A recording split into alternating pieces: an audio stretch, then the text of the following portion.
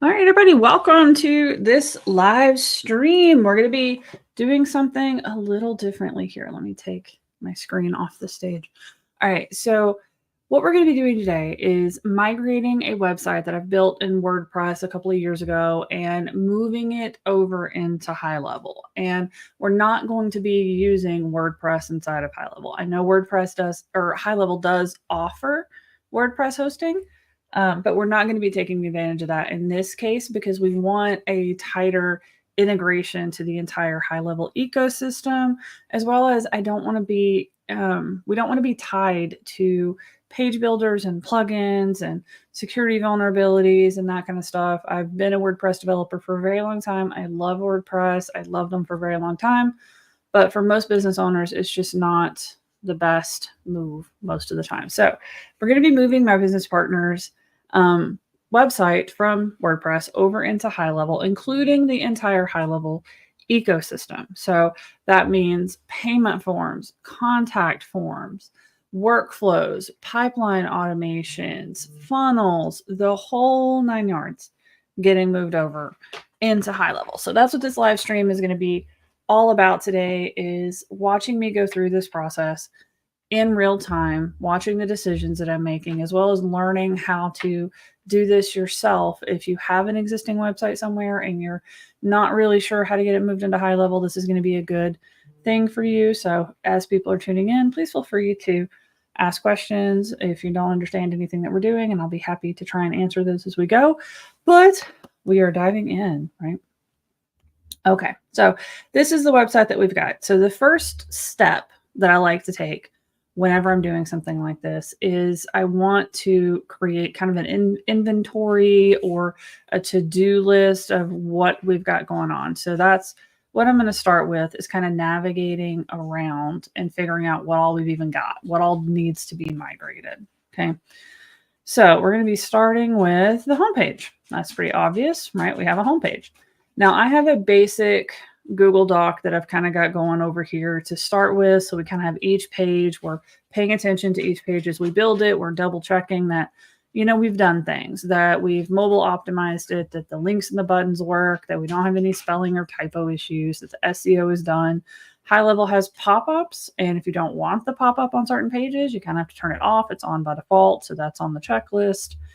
And we kind of have some notes and stuff like that. So first thing I'm going to do is I'm using the document tabs in Google Docs. Now, this is a new feature, so I'm not going to spend too much time on it and try and talk about all that, but you can tab your stuff. You'll see how it works as we're doing it.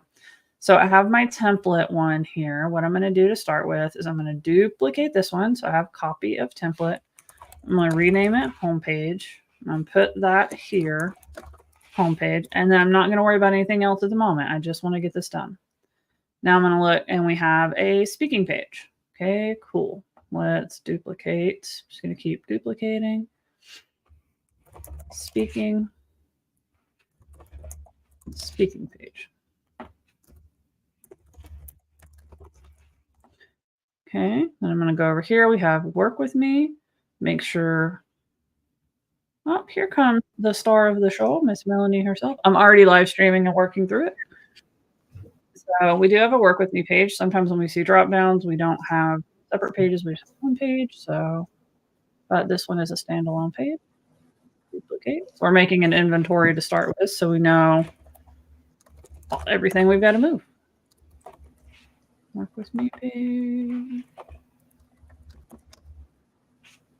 Can I hear you okay? Can you hear me, Melanie? I can hear you perfectly. Can you hear me okay? Yeah, I can hear you. All right, where are we? I do have to run to the girls' room really quick. I'll be right back. Okay. Entertainment. All right, under work with me, we have 4 week and 6 month. So let's go work with me. Duplicate. Work with me. 6 month page. 6 month. And then it looks like we have work with me 4 week. So 6 month, duplicate. And you can rearrange these too. So I can drag this one up here. Say this is work with me 4-week page. Work with me 4-week. All right. Then we have a resources page. Okay, this looks, I think, the same as the toolbox. It is. All right. So we have resources. Duplicate resources / toolbox.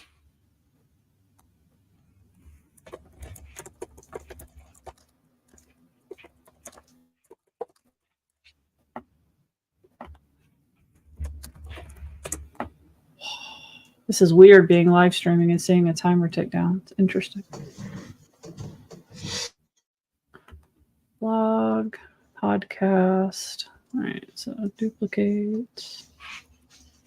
I don't think I've ever done this with a timer ticking down.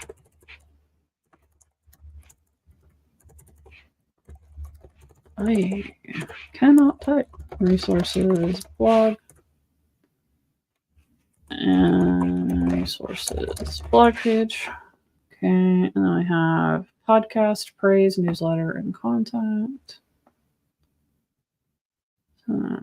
Duplicate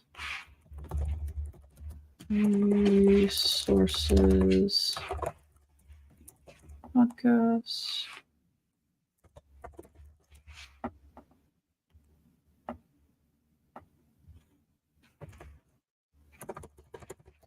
Praise.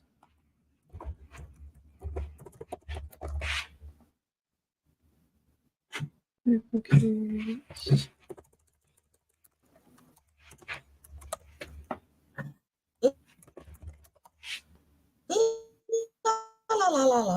All right. What platform was my website on if now it's going to HighLevel? You have a combination of WordPress, StanStore, and Snipfeed.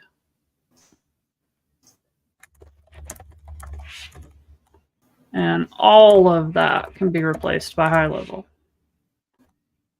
Which, call to action, HighLevel is provided, included with our membership fees at the Neuro-Spicy Academy. So all the awesome sauce stuff that you see is included when you're a student. That was our commercial break. You like it? All right. And let's chat goes to the contact page. So we're good there. This one is not part of the website. It's linking over to the Academy. So we're good there. Melanie has 2 businesses. She is my business partner at the Neuro-Spicy Academy, as well as a badass mindset coach. So, all right, let's take a look at what all's hiding over. Oh, wait, I'm not done looking at the website. Let me go back. Toolbox.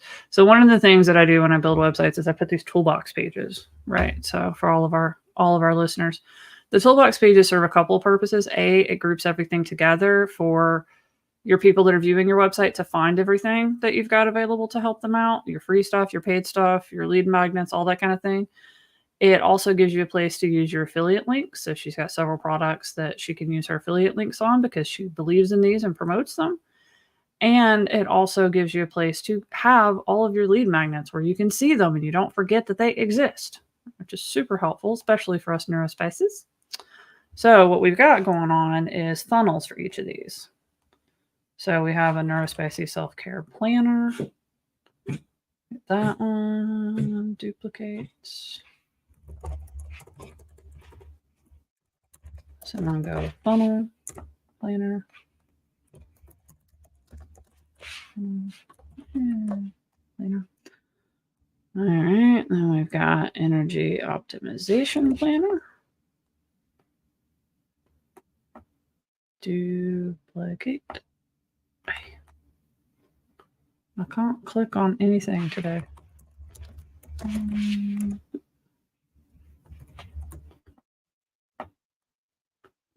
we've got supplement lists.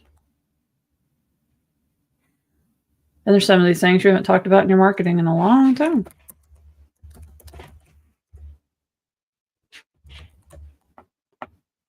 It's like a blast from the past here.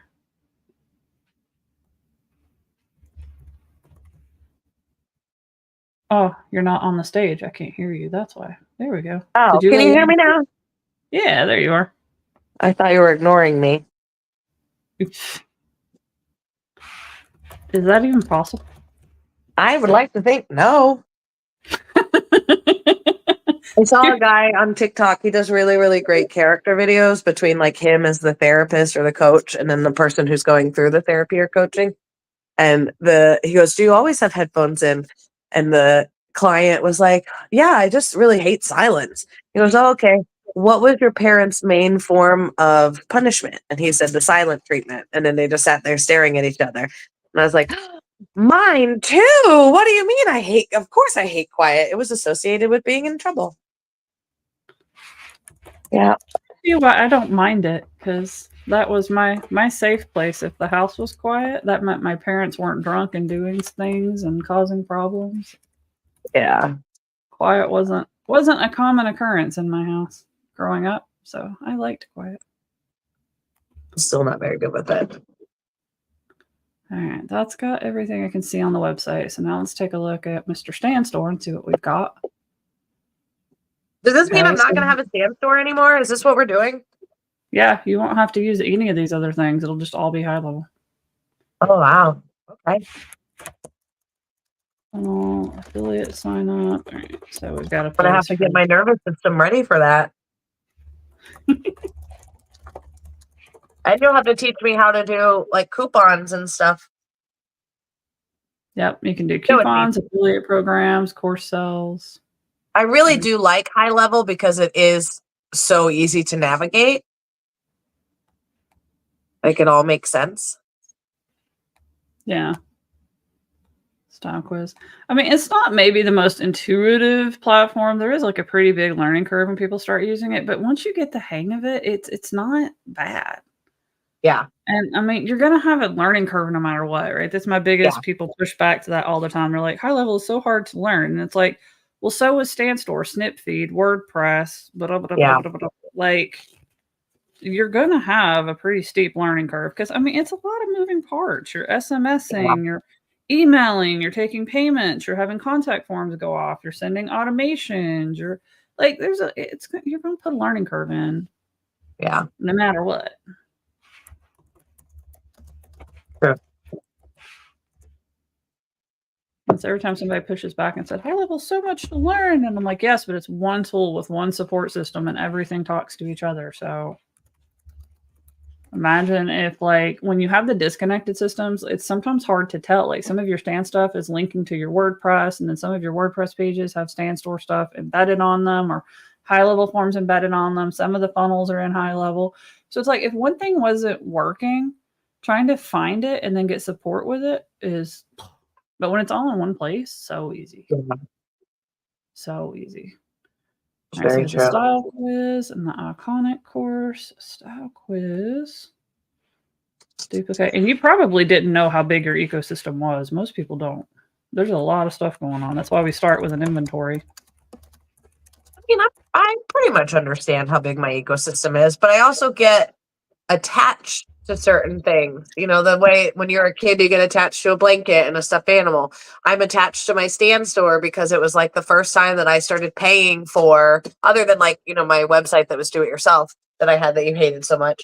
But it was like the first thing that I did. And then Stan Store was like, we want you to be an ambassador and do this and this and this. And I was like, okay, cool. Like Stan Store really made me feel like more than a pretend business owner. So now it's like, okay, we're graduating. We're going to this next level, and it's not just a professional website, but it's a professional ecosystem that's all in one place. So plus you're saving me $99 a month. Yeah, that's the other side of like the disconnected platforms or using multiple platforms is they all have some type of cost associated with them.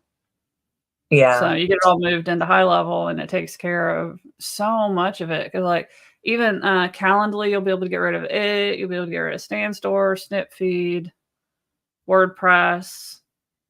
Yeah. You have your domain, I think with WPX, you'd have to keep that. But like that's even moving to HighLevel soon. You can already register for new domains in HighLevel now.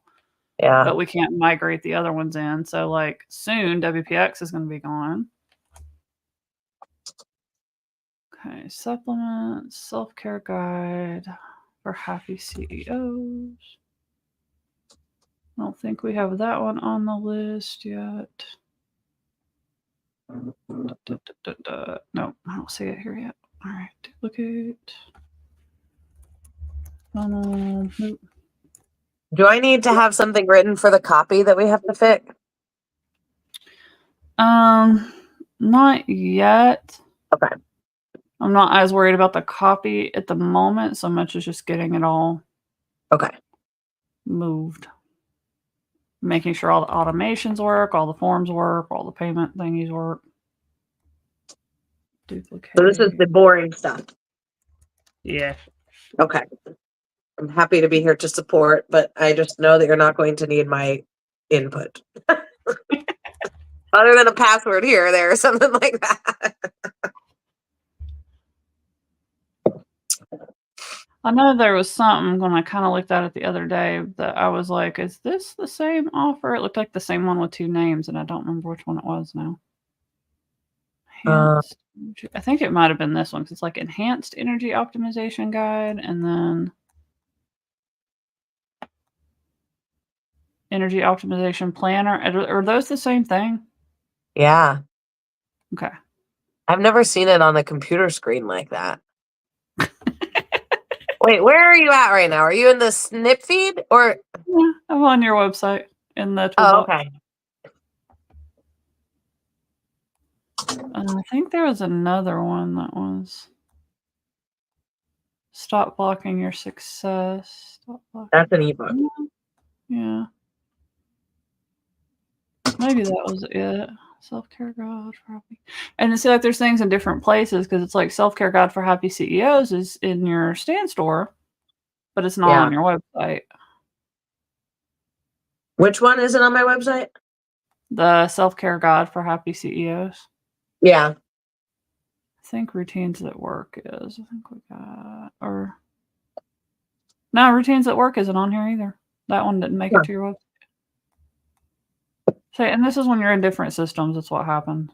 And yours isn't all that bad because I've been helping you with it for like 2 years now. So it's not as all over the place as some of them that I step into. True. Some of them I get into. People have like 50 funnels and like 5 different softwares. It's like, oi. All right. So this is affiliate link. Supplement guide we've got. Stop Blocking Your Success ebook we've got. That's a blog article. Affiliate link. Digital shadow work journal and inner child healing. I think I have those. Shadow work and inner child. Yep. Okay. We have a full inventory. Still have those up? I don't even know if I still want those up. Yeah, they're still there. Maybe we don't have to put those up. Delete my template. Now that we're good. All right. 1, 2, 3, 4, 5, 6, 7. Actually, these are funnels.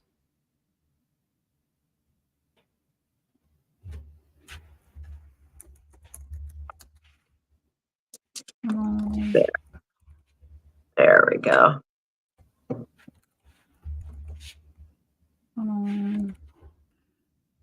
I get asked all the time, what's the difference between a funnel and a website page? A funnel has more than one page. There you go. I didn't know that. Yep.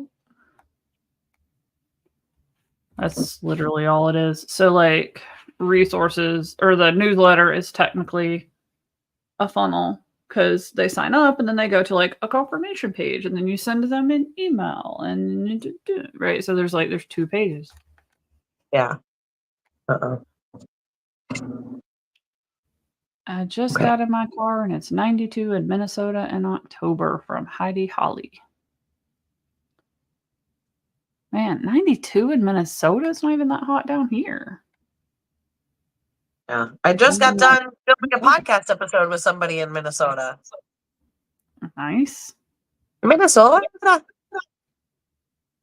Oh, that's her. Oh, is it the one you were just doing the podcast with, Heidi? Oh my God, Heidi. I was literally about to be like, that's such a small word. I That is get it now. fantastic. Thanks for coming to hang out. Yeah. Is it really 92 in Minnesota? It's not. It's like 78 here. Well, maybe it's 80, but it feels so nice because it's not 95. But I'm in Florida, so we're used to it. She says, me. That's awesome. It's going to be a great episode. She focuses on beauty industry, women with beauty businesses. And I've worked with a lot of people with beauty businesses. So we had some great conversations on her podcast today. Episode's coming out at the end of this month. Nice. Very interesting. Nice. All right, so we have the gist of our inventory. So we know how many pages we've got going on. So 1, 2, 3, 4, 5, 6, 7, 8, 10, 11, 12, 13, 14, 15, 16, 17, 18, 19, 20, 21, 22, 23. 23 pages. Boom. Nice. And look at all these funnels. Look at all these nice little lead magnet juicy bits you got going on. Like half of these are funnels. Juicy bit. I love when people use the word juicy. I'm going to write it down. You would think that I would use that word all the time because it's very fitting for my brand, but I always forget about it. All right, so step 1 is we're going to go into the website builder and we're going to say new website. And then we're going to give it a name. So we're just going to go Mindset Melanie. That's me. Create. Now you can go blank or you can go from template. I tend to go blank for the main website and then we can add new pages. And they have templates. You can use the templates. I just don't like it. All right. So, and this is something else I do that's a little weird. Most people, when they dive into a website, their first thing they tend to want to start with is the homepage, right? It's the one that you land on the page and you're like, I'm going to start here because it's the gateway to the whole website. The problem is it's the gateway to a whole website and there is nothing else on the other side of the gateway yet. Right. So it's like, we don't have the rest of the stuff when the homepage is literally just designed to get you to a different part of the site. That's the main purpose of it. So it doesn't make sense to start with the homepage. It's the most complicated page that links to a bunch of stuff that doesn't exist yet. So we can't even finish it until the other stuff exists anyway. So I like to pick a really super simple, stupid page to start with, which I usually pick the legal and disclaimers. And I just realized that one's not over here. So let me do that. Legal and disclaimers. I missed that one in the footer. It is there. It's on the footer of the website. Legal and disclaimers. Just because this is so stupid simple, I don't have to think about content and I can get the base part of the website built up just off of that, right? So it helps. So the purpose of this one is to cover legal stuffs. So we cover our butt and scare away ambulance chasers. Ambulance. Because there are people that are like, you don't have a privacy policy on your website. You're violating blah, blah, blah, blah, blah, GDPR, California privacy laws, take your pick, whatever. And you're more likely to get sued just by not having this page on your site, quite frankly. So we want to do that. It also is good to like set the basic standards for working with you. I have heard the word standards so much recently. Everybody's talking about raise your standards, set your standards, all that, and I love it. We've been doing that around the house. So instead of saying that, like, I really wish we kept things a little bit neater, a little bit more organized, or a little bit cleaner in this area of the house, or blah, blah, blah, we've been saying, like, I want to raise this standard in our kitchen, or I want to raise the standard in the pantry on how we organize and maintain things. It's made the kids think about it differently too. Like, you know, I say kids, but my kids are like 19 and 21. Grown-ups. Yeah. I'm about to not have a teenager anymore. I'm a month away. My 16-year-old he got his permit, not at 15, he got it at 16. But he's only driven that one time. And every other time I'll look at him in the morning, I'm like, do you want to go driving today? And he'll go, yeah. And then he just won't remind anybody about it. Yeah. Yeah. Mine do that all the time. Or we'll be heading to go somewhere when they were learning to drive. And I'd be like, do you want to drive this time? No, I'm not prepared. Mine do. My husband, I'm not either, but my husband is like, oh, well, you know, I have to drive him to his friend's house. And since we have to get on 95, he can't do it. I said, he can't get on a regular road for 3 months based on what I saw the first time. But it's just so nice to me because I got my permit the day after I turned 15 because they weren't open the day I turned 15. And so I got my license the day after I turned 16. And I went to hang out with my sister all weekend, 2 hours away that weekend. My parents let me drive 2 hours on I-75. I don't think they really had a choice. 2 days after I turned 16. Whew. Meanwhile, my kids don't want to leave the house. Yay! That's the real win. All three of my brother's kids don't cry in there. I think it was probably supposed to be drive instead of cry. I think she's voice typing, so just driving. They're 18, 19, and 23. Yeah, mine didn't want to drive for the longest. Now, we did figure out that my 21-year-old has an eye thing, has like a severe binocular vision situation where like they can't see in 3D. So being in 2D is terrifying. Yeah. Like apparently the way their brain works is they look at like the size of things, like if it's smaller, it's more further away, et cetera, and like shadows and to be able to discern 3D world with 2D eyeballs, which is wild to me. And no wonder he's like struggles with, his brain's constantly overstimulated and overworked trying to just walk, so he gets a pass for not driving as much. The other one has started driving, but only to and from work. I haven't even been able to get him to like detour to like, can you pick this up on your way home? Nope. Yeah. I was like, we need more of the pine litter. And I'm like, literally the Tractor Supply is in the parking lot at the Sonic that you work at. Like, you don't even have to get on the road. Just go to the other side of the parking lot, go and grab it. Come home.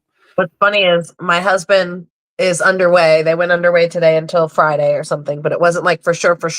But he was supposed to use my car yesterday afternoon to bring some big stuff back to the ship. And he ended up being like, he goes, do you want to drive my race car while I'm gone? Would you want to do that? And I was like, I really don't want to drive at all while you're gone. And I didn't realize he was just trying to prime me for the fact that he had to take my car today because he didn't go to the ship yesterday. So I looked at him, I said, so you mean you're taking my car and I'll have your race car? And he goes, yep. I said, well, I guess that's one way to prime me into it. So I will be more inclined to drive if I need to because his race car is so much more fun to drive. All right, so working on our legal page, we have the gist of it. We have the page pulled up with the link. I'm going to look at my generic to-do list. I'm going to remove anything that isn't applicable to this page. So there's no real forms or anything to fill out. There's no interactive elements, which is another reason I like starting with this page, which means we don't need forms. We aren't doing anything pipeline related. We're not doing anything workflow related. So we literally build the page, optimize the page, QA any links, spelling check, SEO, done, and that is it, right? So what I'm going to do while we're working is I'm going to pull our to-do list over into another tab because I have multiple things. Well, I have a 4-foot wide monitor, 48-inch ultra wide. So I'm going to pull some of this stuff off to the side because we're going to be copy pasting. It's easier for me to have it side by side along with my to-do list. So we're getting ready to build. Come here. Get over there. All right. So we're going to go over here into HighLevel and we're going to say we want our new page and we're going to go legal and disclaimers. I can't type today. Disclaimers. Okay. Now, something because we're migrating a site that we want to keep in mind is the URL. So like this legal page is at mindsetmelanie.com/legal. And we want to maintain that when we move to the new site. If we were to change it for any reason, we'll have to set up a redirect. And we'd just rather not if we don't have to. So what we're going to do is for path, we're going to keep the /legal. Okay. We're not importing from ClickFunnels or blah, although you can. So if you have stuff in ClickFunnels, cool. We're going to create a new page. All right, and then we're going to create from blank because we don't have an existing page that we want to use anywhere. And this will give you guys a completely from blank tutorial on how to do it. Now, HighLevel works in sections, rows, and elements. So the outer container is always going to be called a section. And then inside of that, you can have multiple rows. And inside of those rows, you can have multiple elements. So it's like little nesting dolls for sections, rows, and elements. We want to go full width. We're going to start with the header at the top of the page, right? So like this part up here at the top is called the header, where we have our logo, we have our links, we have our menus, our buttons, all that kind of stuff. The part right below that is called the hero section, where it says legal and disclaimers. The part below that is the body or the meat. And then at the very bottom is the footer. So that's why I like this page, because we'll go ahead and get our global header put into place, and we'll get our global footer put into place, which means we'll have a header and a footer that will update on every single page if we were to ever make any changes. All right. So we have our section. Now we're going to add a row. Because this is a header with menus and buttons and all that good jazz, I'm going to go with 3 columns. You can also, I will show you a trick, use pre-built sections as well. And you can go over here and like, they call it welcome, but it's got the same elements. There's like a menu bar up at the top, a logo, headlines, heroes, all that kind of stuff. So if you find one that's kind of got more the gist of the layout, not the look, right? Because we can change the look. So if we like kind of the dark purple, the light, we could bring one of these in, and it's already pre-made and designed and like ready to go. You can even look in these other sections and see if anything looks a little bit more like what you're wanting. They've got tons of them in here. And they're adding more. That's a relatively new feature. So it is coming. More stuff is coming. Yeah, we could maybe start with this one. We'll start with this one and modify it just so we don't, all the text is already light colors and good. So we're not going to need the subheadline. We're going to go legal and disclaimers. We're not going to need this, and we're not going to need a button. This is John Normu. Not a fan. Headline font. All right, so let's go up here. Typography. Headline font. See what your fonts are. I don't remember. Fira Sans. Boop. And then your body font. Not going to get into branding and how to pick all of your fonts and stuff like that. If you really feel lost on fonts, colors, all that good jazz, join the Academy. We get into it over there. And you can join for free for 30 days, so you don't even have to pay. It's fantastic. You don't even have to. Yeah. It's good stuff. Not going to custom colors. I'm going to grab your colors. You can set up brand kits. It has been annoying me right now, this first iteration of it, so I'm not using it yet. It's just had some glitches. Yeah, I've got a lot of glitches. Yeah, well, I mean, it's how they release stuff. So some software providers will battle test something before they release it, right? They'll make a new feature, they'll like put it through the ringer, they'll, you know, alpha testing, beta testing, and they'll just like go wild on it before they release it. Other companies release things fast and hard and will, you know, like they will take all that feedback from you to improve it in real time and just keep working on it. And then HighLevel kind of has a hybrid. Some stuff they do that with, they just, you know, they'll put it out. It's in labs. You can turn it on. If it's a major change, you can kind of play with it before it fully rolls out. And it tells you when it's going to fully roll out so you can get prepared. And then some stuff they just push. It's just, it's there. If you want to use it, you can use it. If you don't want to use it, you don't have to use it. It's up to you. And the brand kit was one of those. They just pushed it. And you don't have to use it. It exists. It'll hold some of your logos. It'll hold your colors. It'll hold your fonts. It's annoying right now. It's got a few glitches, but it'll be really cool when it gets good. So what I just did was I went up here to typography and I set our headline font, our content font, our main text color, and our link color. That's really all you can change right there. What that'll let me do is like this text, I can automatically choose headline font, content font, or a different font. And I don't want 72. That is massive. So let's like pull it down. That looks okay. We'll go like maybe 50. That looks good. All right, now I'm going to go and change the logo.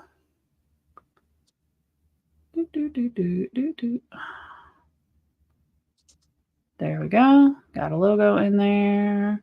I'm not going to want this paragraph. Instead, I'm going to want a menu. Did I look right past you? Probably. Navigation menu. Boop. And it looks crazy to start with. That's okay. That's okay. We can put the logo in here too if we want. I haven't tried that much though. I don't know. Let's try it. Let's see what happens. Boop. All right. We do not need this white background. That's going to get annoying. So let's go transparent. Mobile as well. We'll go transparent for now. See, I don't like how it lets the logo get squishy. So yeah, let's not. It gets squishy. So let's turn off logo and menu. Then we don't have to worry about that. These colors control your text. So like I'll make the text white, make icons white. Hover, we want our custom pink color. Hover background color, none. All right, that's a start. Now I don't want to use the headline font. I want the content font. And I want this bigger. Probably like 18. 18 looks good. Your navigation's important. People try and like make it small and weird and whatever because it's taking up a lot of space and whatever's going through their head. But we want these to be very clickable. Very clickable. Like there's a little bit too much space between or too little space. It's too easy to click the wrong one. So for horizontal padding, I'm going to go to like 10, maybe 20 even. Okay. There we go. Now, we don't have all of the pages, but we can go ahead and get this kind of how we want it to be. So, speaking, submit. I'm not going to worry about the links yet. Edit. Work with me. And then one of my pet peeves with HighLevel is they don't show like down arrows and things like that. But what we can do is we can grab a symbol. Let's say Unicode symbols or down, and we can do that, and it works. And just have it right there typed in. And then we've got 4-week CEO makeover is underneath that.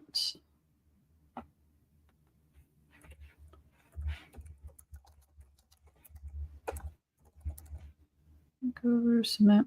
If we drag it just a scooch, it goes under, right? So now it's in the drop down. I'm going to go. What's the next one? Come here. 6-month lifestyle and business glow up.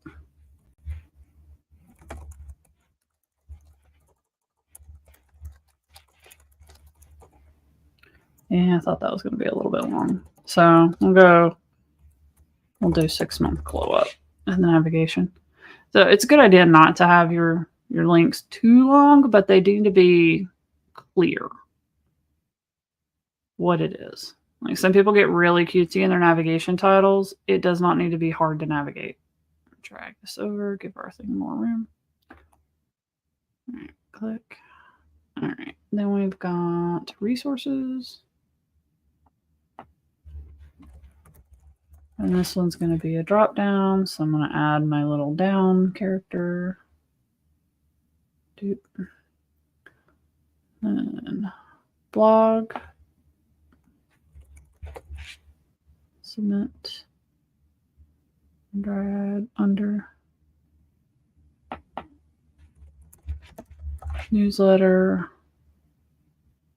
Podcast. Phrase.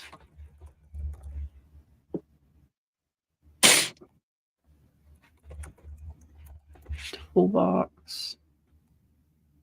Blog, toolbox, podcast, praise, newsletter, contact.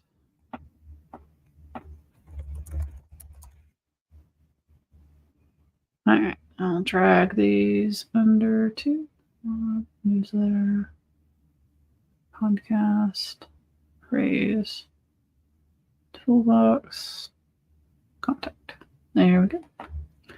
Easy peasy lemon squeezy. All right. And then we have the Academy, which this one isn't a page we're building. We're linking out to another one. So we'll go ahead and grab that link and activate this one. So go to website URL. Anytime we're going off-site, I'm going to turn on open a new tab, because if we're taking somebody away from our website, we want to keep our website up until they close it. So open a new tab will mean when they click on the Academy, it goes in a new tab. Makes sense. Yep. All right. And then we need a button, because we've got a Let's Chat button. Or let's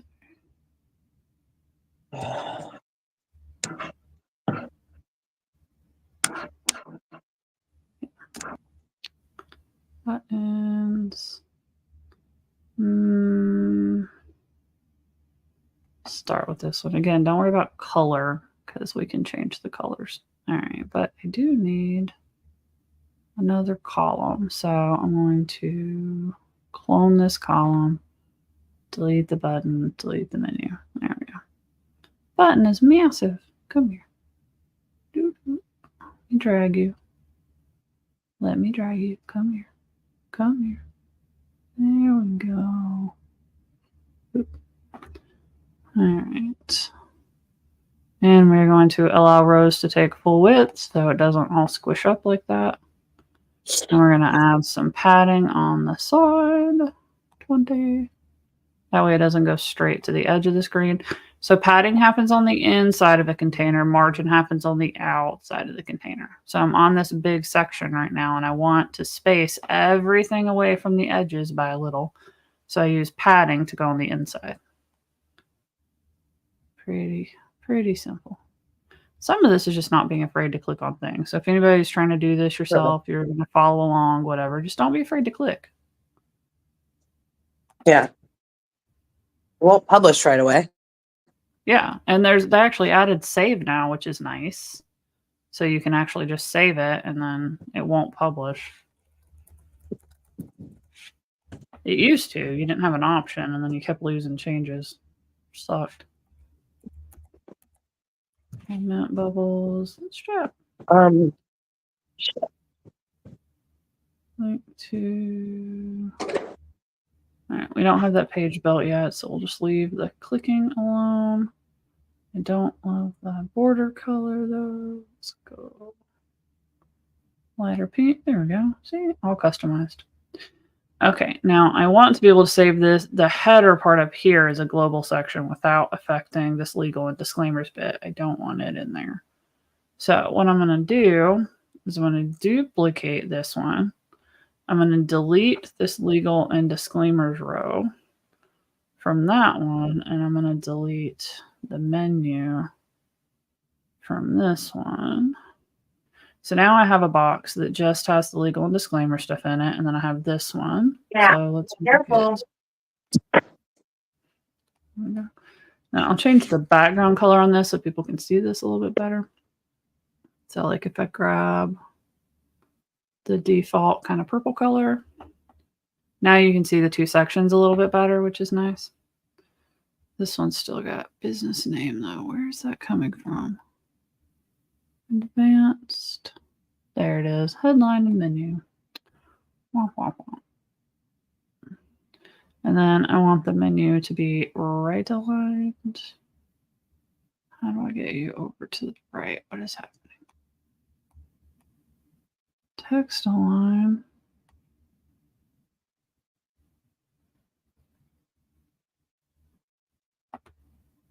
All right. Well, one way to do that is this. Just scoot it over. There we go. I know there's another way to do it. Oh, wait. No, I know what it is. Oh, okay. Yeah. Content position, end. There we go. Derp. I was having a blonde moment. All right. Content alignment makes it vertically up and down. All right. So we're going vertical. We're going in the center. And then I made this particular column, put the content position at the end. This column, I always want the logo over to the left. So I'm going to say content position start. All right. Now, I'm going to save this as a global element so that it applies everywhere. But I want to make sure before I do that, that it's set up the way I want it to. I can always edit it later, but let me grab, I kind of want like a darker shade of purple up here at the top. So let me add a new color. Kind of go about right there, maybe. Let's see.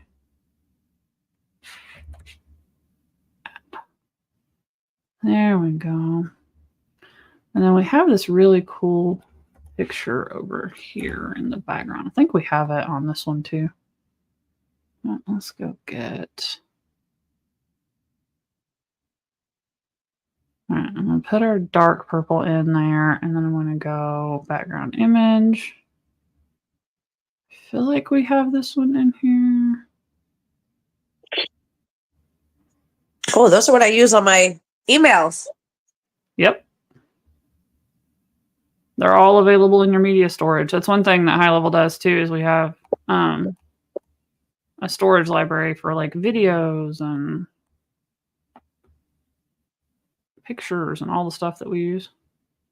There we go. So I put the background image in there, and then what we're going to do is we're going to go and fade it because it was a really nice little subtle one, so we can see it. It's good. I'm going to tell it,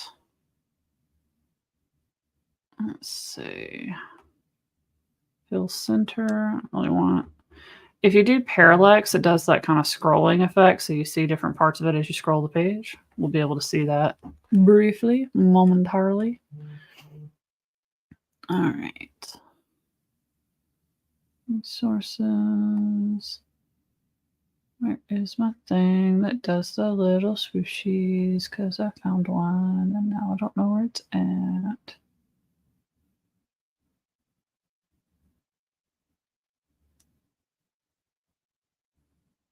Is this one up?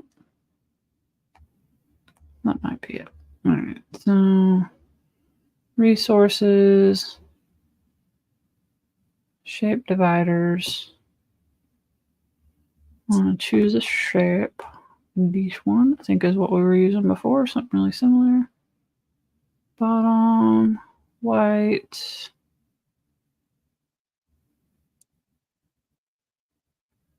Yeah, looks pretty good.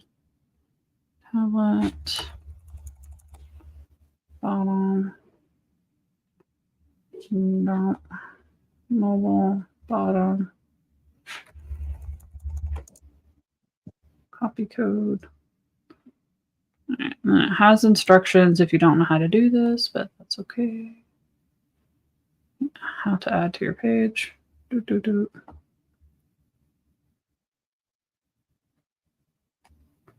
think this is the one I used. Contemplating life now. I've done this before, but it's been a minute. All right. I'm on to section, row, column.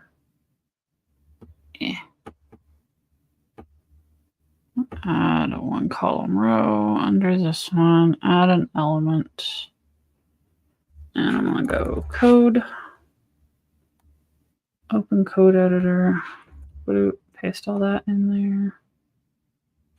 All right. And then we want to go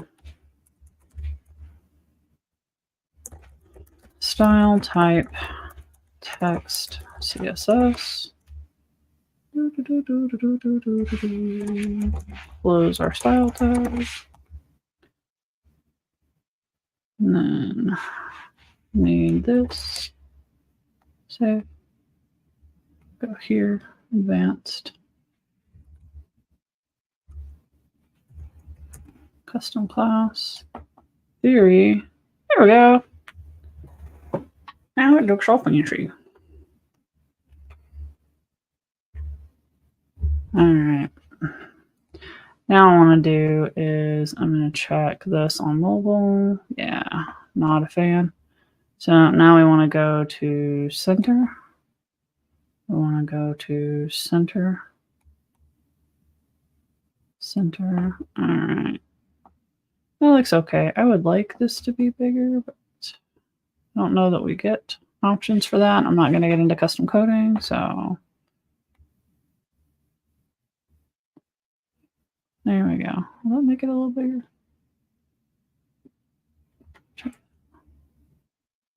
I do like the bigger font for mobile. I think I am going to want, well, we can't hover, so it doesn't really matter.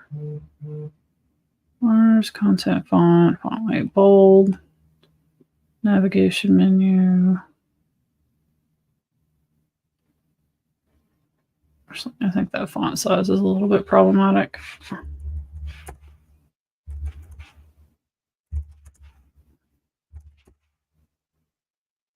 There we go. That is so tiny.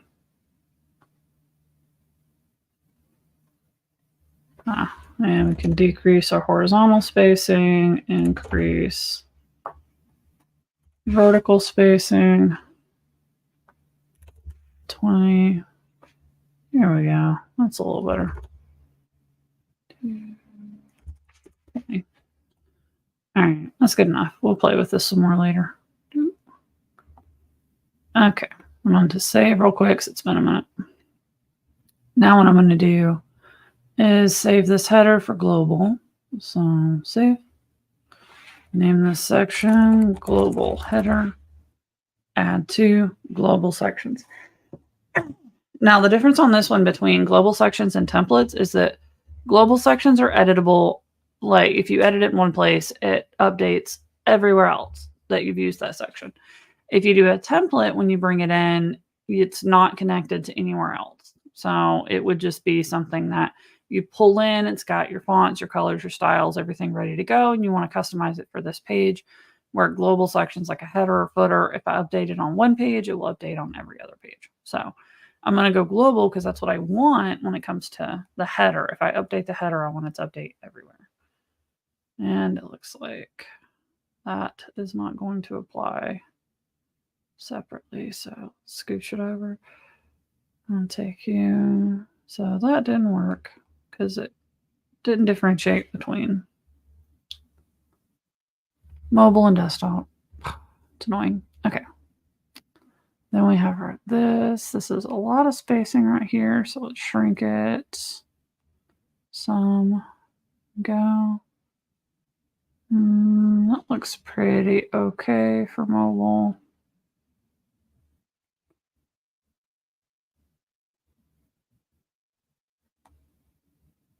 All right. Cool. All right. Save. All right. The next bit that we have to do, so we've got that in there. We want to look at the body. So we're going to add a new full width row or full width section. Then we're going to add a row. And I'm going to do one column. Oh, you're back. You were frozen for a bit. Oh, you know, my internet. Yep. All right. Then we're going to grab small headline. And we're going to grab our first section for our definitions. Oop. All right. Let's take the background. I kind of want like a little bit of a header thing. So custom colors, purple. Font. Headline font. H2, Fear Sans. White. Bold. Slightly bigger than this. 30, 32. There we go. And I want to increase the spacing. 20, 20, 20, 20. You know, mindset gremlins are so freaking real. I've been building websites for like 20 years almost, and I'm still a little nervous that strangers on the internet are going to see me and be like, she doesn't know what she's doing. Isn't that wild? And I was literally just thinking about how incredible just that top part looks and how I would have never been able to do that on my own. So I was sitting here thinking you know. there's going to be like some like die-hard person who does nothing but build websites in HighLevel all day, every day, which is not me. I don't do it all day, every day. I know enough to find my way around. I've only been doing HighLevel for what, 1.5 years now, 2 years. Yeah. Still pretty new. So I'm like, there's some like die-hard HighLevel guru out there who's going to be like, why did you do that? If you do have a better way to do it, please respectfully tell me in the comments. Emphasis on respectfully. I'm happy to learn. But yeah, those mindset gremlins, man, they're sneaky little pains in the butt. And some of this stuff I'm going to come back and clean up later. I'm not going to let somebody like sit here and watch me like finagle something around like pixels and like some of this I do plan to come back and clean up later. Not the paragraph element.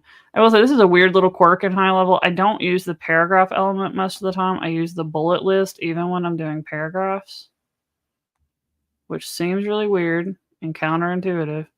But their paragraphs tool does not really support. Why is this not letting me do what I want? Their paragraph tool doesn't really support bullets very well. Oh, I did the shadow on the wrong box. That's why I can't get it to do what I want. All right, advanced, no shadow. This box. Wait, what am I trying to do? A 1-column row.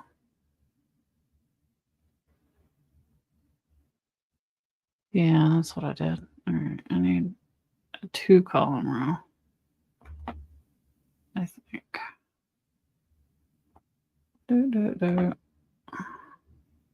See, this is, see, I'm just playing with it. I don't know if it's going to do what I want it to do until I try. All right. Then content alignment, horizontal. Maybe. No. What is happening? That is not what I want either. What the heck am I trying to do? I have done this on other websites. I don't remember what I did to make it work. Let's I don't know. not take full width. What happens on the background color?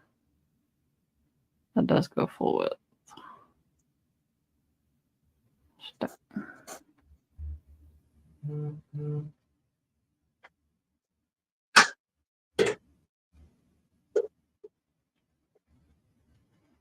Because I want this column to go below the other column.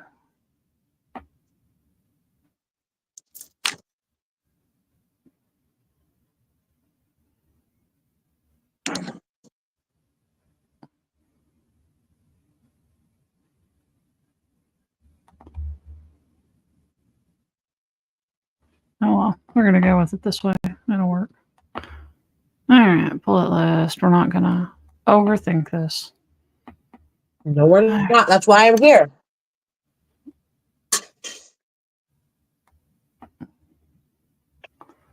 Yeah, I got to model what we teach. We teach people That's what not we to gotta do. overthink it done. All right, definitions. I'm just going to copy paste from the old website. And delete that. Boop. And see, this is why I use the bullet one, because now these bullets actually do what they're supposed to do. If you do the paragraph one, it doesn't do that. It's really annoying. Okay, interpretation, definition. A little bit of cleanup. Not going to do a lot of cleanup. Not worried about it that much. All right, there we go. I do not like the line height on this though for some reason. There we go. So line height refers to the spacing between the lines, right? So if we increase that, we get a little bit more white space. Just looks a little bit better, a little bit easier to read. Life is nicer that way. All right, got that. We'll give a little basic box shadow, give him a little spread, give him a little blur, a little less spread, a little lighter colors. Shadows are also blues and purples. They're never black. So there's a fun little factoid of the day. Your drop shadows look a little bit better if you go into the blues or the purples and make them. It's just a thing. All right, got my padding. I think I actually want a little bit more padding. 40 too much? Yeah, that works. All right. Then I want to pull this a little closer to the thing up above it. So I'm just going to be looking for padding or looking for margin. Margin is outside.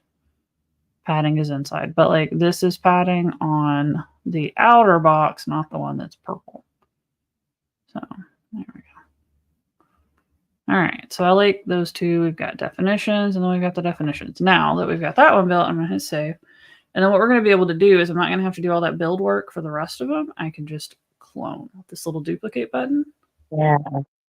So now we can go. It gets faster. When you build your very first page, it's so freaking slow because you're getting your fonts in, you're getting your colors in, you're building your header, you're building your footer, you're starting to set up like your blocks for your hero at the top of the like it takes so long to do the first stupid page, which is why I pick a simple page instead of starting with like a home page. Can you imagine if you're trying to like write all this like sexy content and all that while you're trying to build all this? Like, come on. It would be very frustrating. Yeah. And people would follow something very similar to this, what they're watching us do right now, if they're building a brand new site.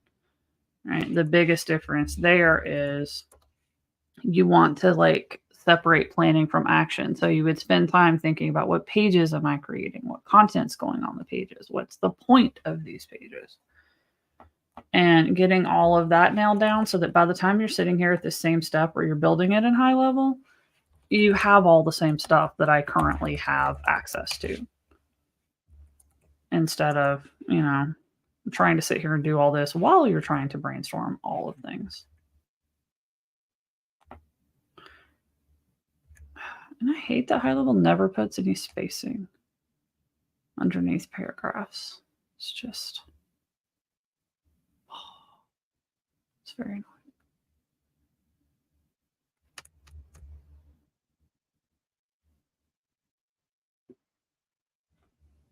So I am going to go custom CSS, and I'm going to go P,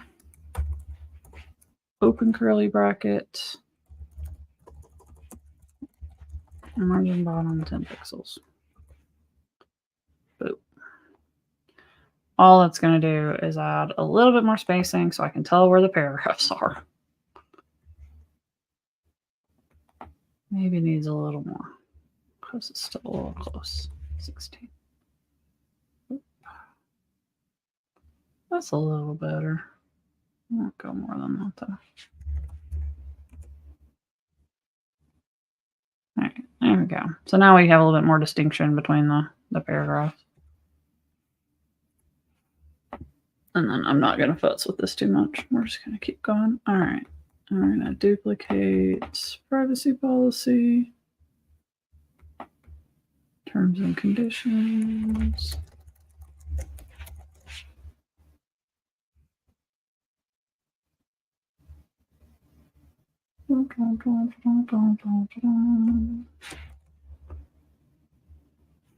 Now, if anybody's planning to go to Melanie's site and to steal this super awesome sauce legal and disclaimers page, please feel free to, with the disclaimer that we are not legal professionals, that we are not advising you to do or not do anything in that regard. But this one is pretty robust. And it's actually not even, I think, the most up-to-date one. So I might even go grab our template. Template, legal, and disclaimers.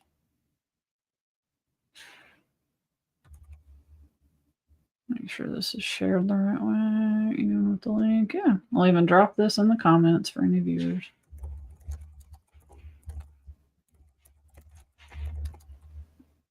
Boop. All All right. Then we've got definitions, privacy policy.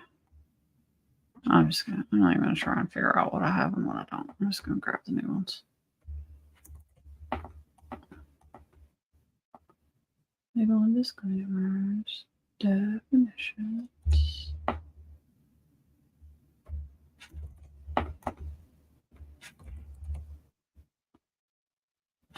Well, that one was already customized. I'll leave that. All right. Because we do so much of this and we share it with templates, I already have set this up. So if anybody is wanting to still and customize this, this first section for definitions is the main thing to customize because it sets the definitions that are used by the entire rest of the thing.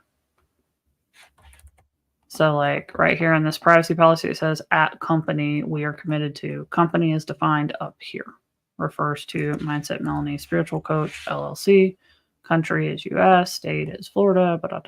So makes life a little easier. Privacy policy, cookie disclaimer, understanding cookies.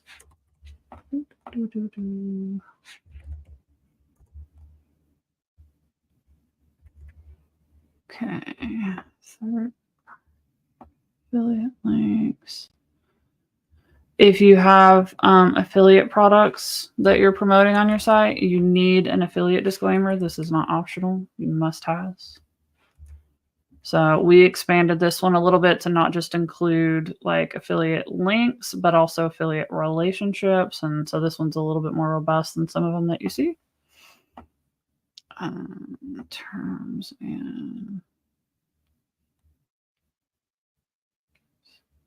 we also include some basic stuff in the new one that I'm about to add to this one. That is terms of participation in programs and services. So essentially anything and everything you buy from us, you're agreeing to this.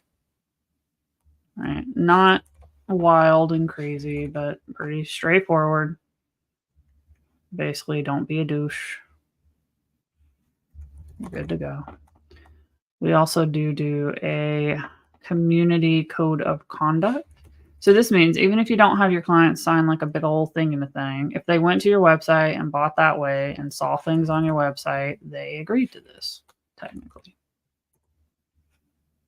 So again, not a legal professional, but it's at the standard, which is what we want.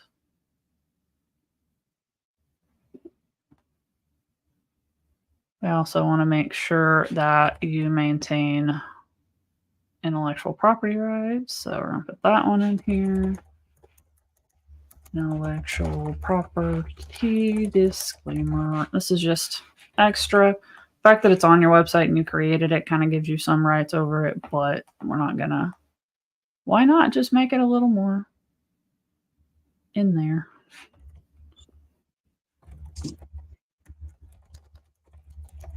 Liability. Boop. And these things are not here to like trick your clients or anything like that, right? Like we're not playing that game.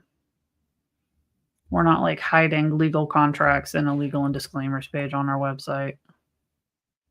We're setting a standard for what working with us looks like, and you should still have separate contracts when people sign to work with you that are better and supersede anything that's hanging out here.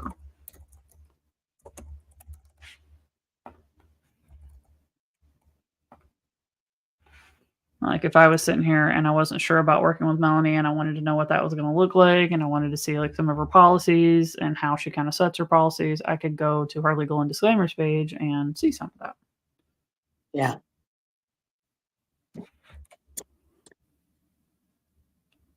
That's part of thinking about why someone would even come to a page in the first place. Like, why would a human click on a legal and disclaimers page on a website? They want to see some of that stuff. Jurisdiction and governing law. Yeah, we have made this thing a lot more robust since I did yours. This thing's intense now.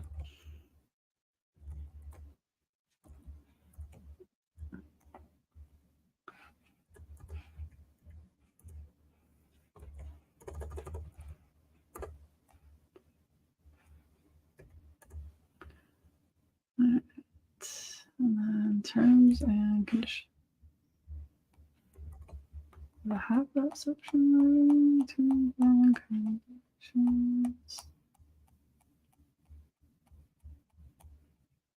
Yeah.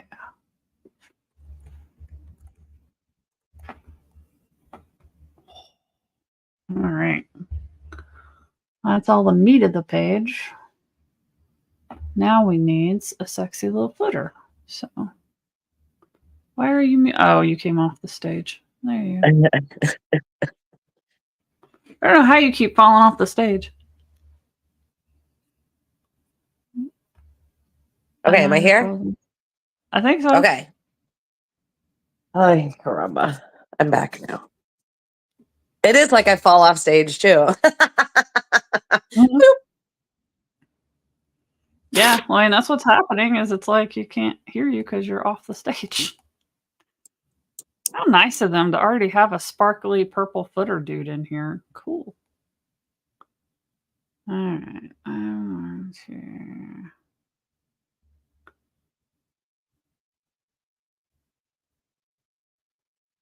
I don't like Sparkly. the just generic CTA in the footer, so I'm going to delete that. I'm going to add some more spacing on the inside of the box, which I like. I also put more spacing on the bottom because if we use like live chat widgets and things like that, they hang out down here. So Yeah. I like to have like a ridiculous amount of space at the bottom of the footer that looks kind of weird, but if you've got a chat thing, it's taking up space and sometimes it covers the links and so. All right, and it already does copyright. I'm not location name. I'm going to delete that because I'm just going to save this global. Mindset Melanie's Spiritual Coach LLC. All right, it's reserved. I'm going to cover that. I won't do legal and disclaimers, and we are going to link to mindsetmelanie.com/legal. So I'm going to just copy that so I don't type it wrong. Okay. New window, current window is fine. Like on disclaimers, it's pink. Make it bold. Doot, doot, doot. All right, we're going to change the layout a little bit. So I want a one column row right here. And I'm going to put the logo. So image, logos. And then I want to set the height to 200. No, 100. Yeah, that looks pretty good. Okay, that looks good. I do want social icons. Let me grab those. Are you just links? You're just buttons. Okay. Center that up. Do we have any style dudes? Can we make this not look so sucky? Text. General. Are there other styles of these? Let's see. Swear I thought there were. Social media icons. There we are. I like the solid color ones. So there we go. All right, we'll use that one. I'm assuming we can change the color. Yes, we can. See, this doesn't let you pick from your saved colors. It doesn't let you pick from your brand colors. I love HighLevel sometimes. Other times I'm like, what were y'all thinking? I feel like that's true for every platform. It is. It happens a lot more in HighLevel just because they do release new features so fast. True. So this does not seem to let me change the color of these, which is really annoying. Like, why would you not? All right, fine. We're going to go Social icons is a custom class, and we're going to just write some code. Social icons. Color. These are done as SVGs, so I'm going to try this. See what this does. We're just going to see if it works. Save. Preview. Nope. All right, so let's see what we got. Inspect. Is it really a picture that I can't change the color of? Are you serious? Stupid thing. All right.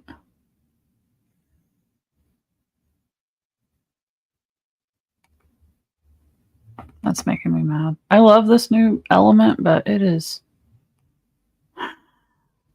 trying to get it to behave and do what you want it to do so it doesn't make everything look crappy is really annoying.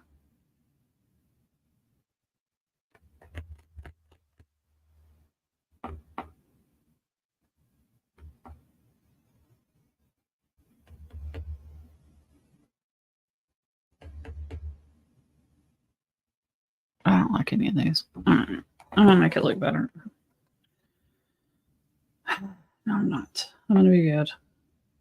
These all look so bad, though. Jesus. You're so active on social media. All right. I'm going to do it the other way. So annoying. All right. One column. And then we're going to add SVG. And then we need an SVG image. So SVG icons. SVG repo. Actually, no. Flat icons, I think, was a little easier to use. Right.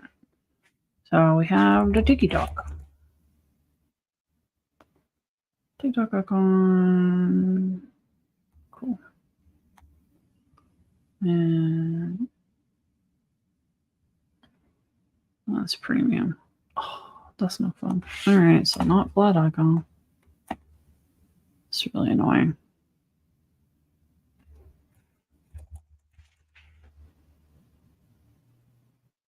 I just want a plain TikTok icon. Download. Actually, yeah, download TikTok. Where am I at? There we go. Upload icons. Oh, look, I already have some. That makes my life easier. Yay. I like it. Okay. 50, open SVG editor. I want it to be white. White. Okay. Okay. Yeah. Okay. White. Save. Yay. That works. All right. Social icon. Then I'm going to go.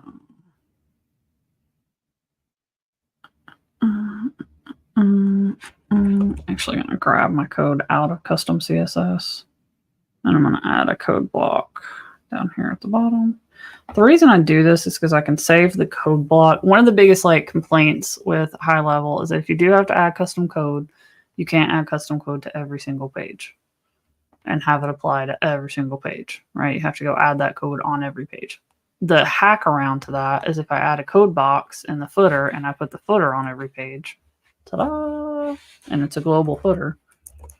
So it's the same footer with the same code on every page.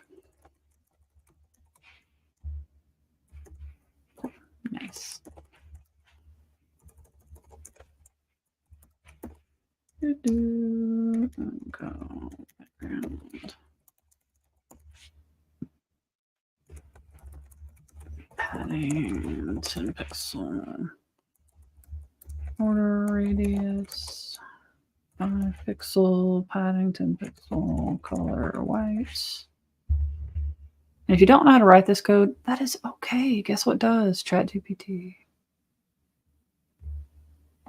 All right, I save. That. Preview.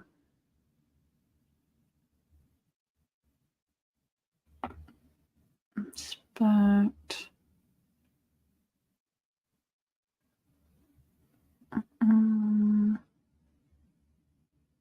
Social icon. All right, so probably need to go social icon and then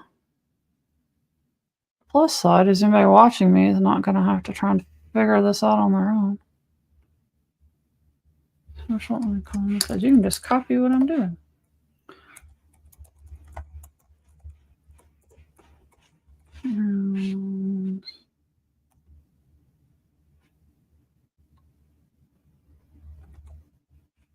Okay.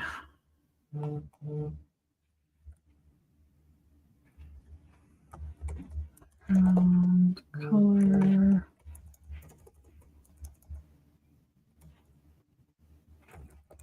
Padding 10 pixels. Border radius 5 pixels.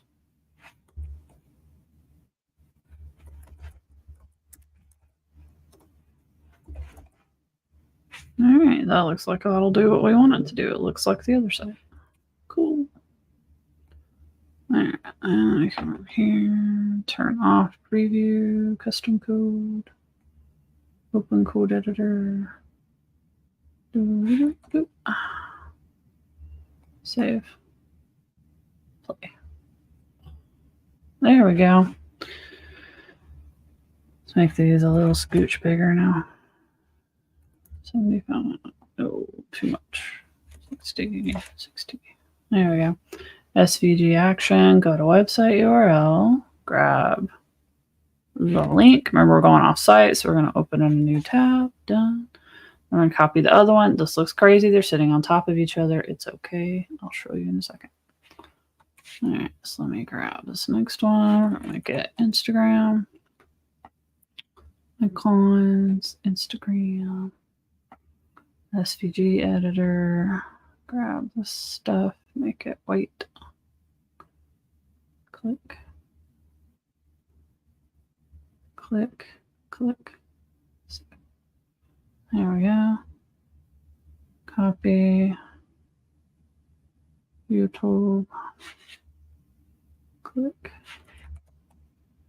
Click.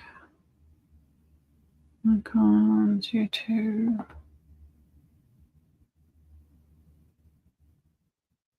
Right.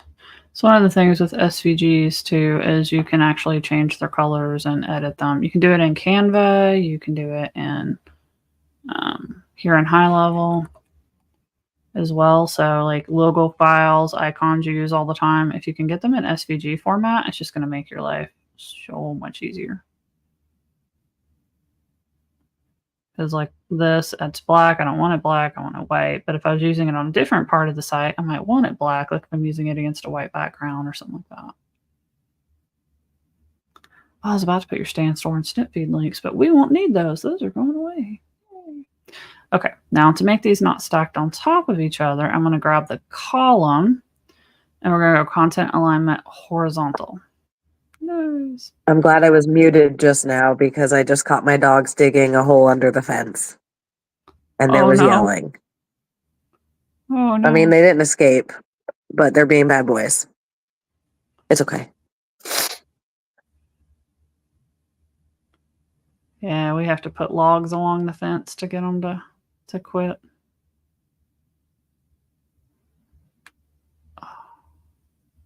Thankfully, that worked for ours. All right, now one of the things I want to do is make sure these don't get too squished next to each other. So I'm going to add some padding or some margin all around the SVG. And I should have done that before I cloned them all. It would have made my life a little easier. Here we are. 20. 20.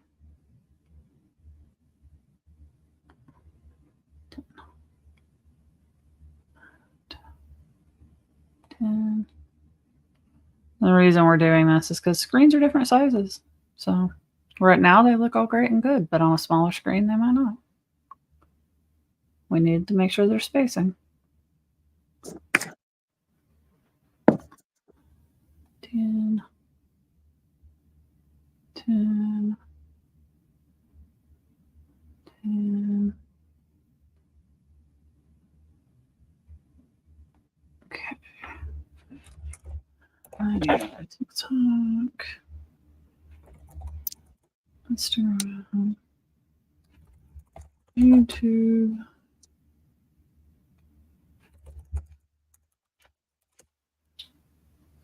Alright, so we shouldn't need any of this stuff up here now. Now, I have a menu up here that I've already gone through all this trouble to style, so we're just going to grab it and we're going to copy it, and we're going to very painfully drag it all the way down here. It's behaving. If you get it kind of in the middle bottom, it will scroll while you're dragging. If you get it anywhere else, it won't. Gotta love it. All right, let's see. So, all right, this one went here, which is why it's not.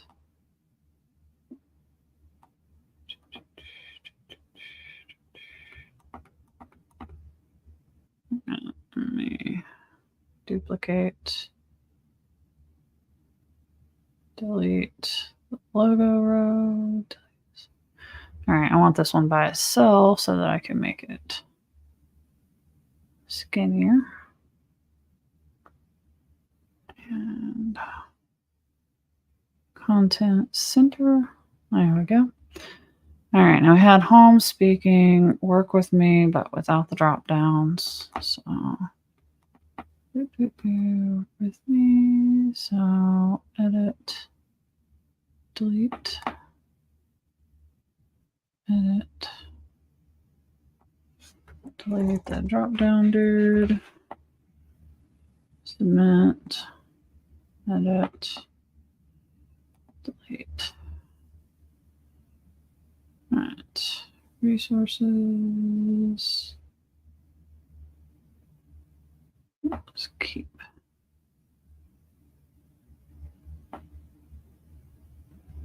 Delete.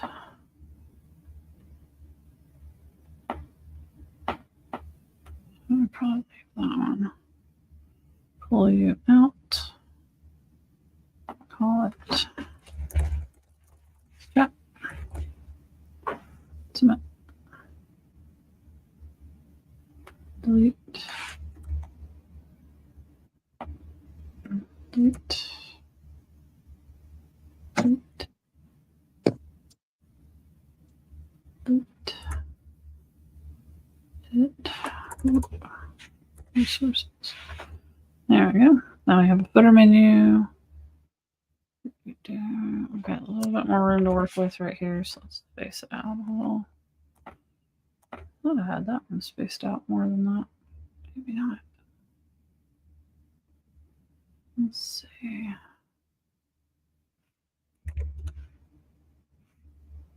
Oh yeah, I had to change it for mobile. That's why.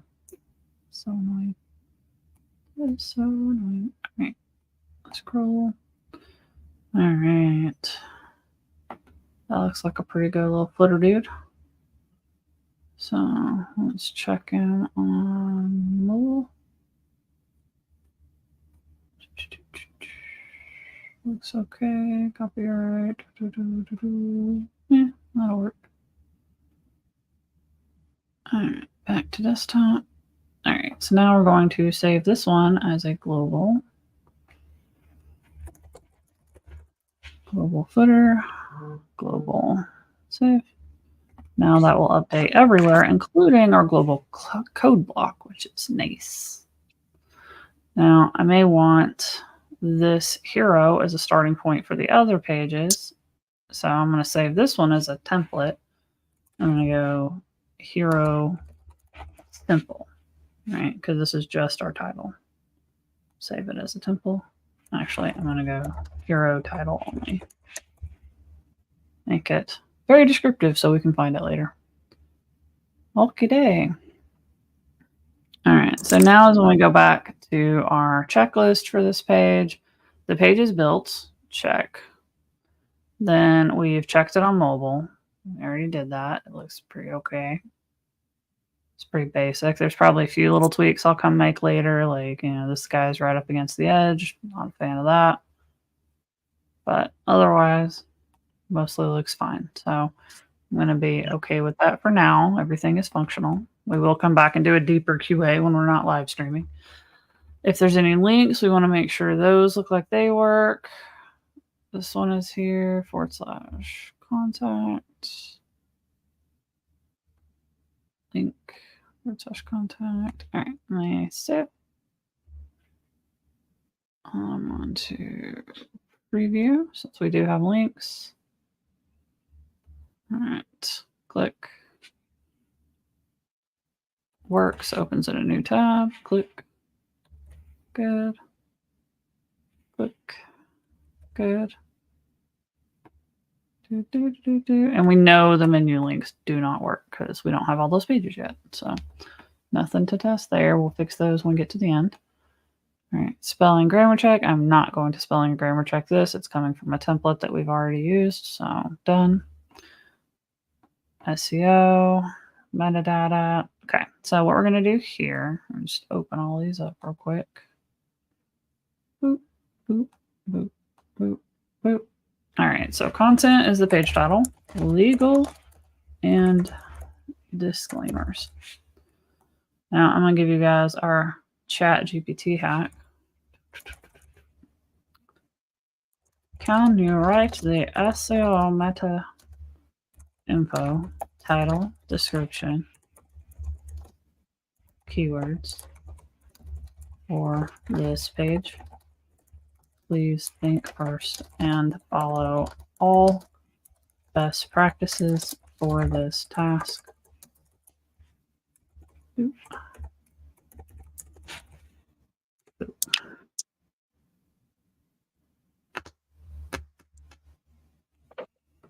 It's going to go look at the page, and it's going to come back, and it's going to tell me what to paste in.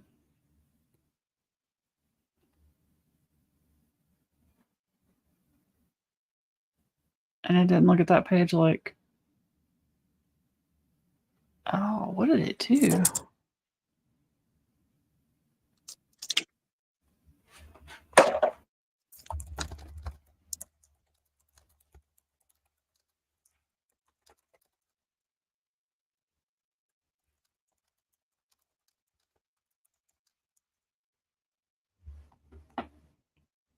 There we go. Legal and disclaimers. Yeah, so sometimes it does dumb things, and we're just going to tell it, you did a dumb thing. Here's what I want.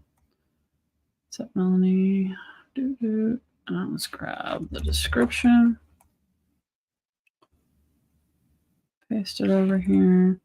HighLevel is going to tell you a little bit, like if something isn't right, like if you want a meta description under 155 characters, which is ish. It'll get trimmed in search results. Is the only downside, but it can be longer if you need it to be. But try and like get all the little check marks that HighLevel gives you. Doesn't mean it's perfect by any means, but we're going for done is better than perfect. Keywords. Always. That's it, Melanie. Social image. I'm just going to pick a picture that seems even a little bit relevant to legal and disclaimers. Like, cool. There we go. It's a glowy tree. It's beautiful. All right. Now, this is the exception. Like, you don't necessarily have to have meta tags. We're only really going to worry about meta tags if we want to block this page from search results, right? We don't want to do that in this case. So I'm not going to add any of those. So there's our SEO done. Next thing is that HighLevel automatically puts pop-ups on. So you've got a pop-up whether you want it or not, and you need to disable it if you don't need it on this page. We obviously do not need it on a legal and disclaimers page. So I turned it off. Publish. Done. And then I'm going to add to my notes. I don't need a domain yet, so I guess I can't publish here until I connect a domain. That's okay. All right, so I noticed a little bit of stuff that I want to tweak on mobile, so I'm going to go back to like my checklist, and I've checked off all this stuff. In my notes down here, I'm going to say like the mobile. I'm actually going to make this a little checkbox. So the mobile could use some fine tuning, but it's okay for now. All right, good. Done. Have my little notes. This is why we like our documents, because by the time I've done a bunch of pages, I'm going to forget. Yeah. I'm just going to forget that was there. All right, I'm going to go out of this. We have our first page on the website. Yay. Okay. Yeah. Now we're going to pick our next one. We're going to kind of keep the trend of some of the simpler pages to start with. So let's look at, pop this over here so we can see. Look at our contact page. That's usually another pretty generic page, because most of the time for contact pages, this is where all the spam goes. Some people come here and legitimately contact you and they just don't have, they don't know where else to go. They have a question, they have whatever. So real people will hit this page most of the time.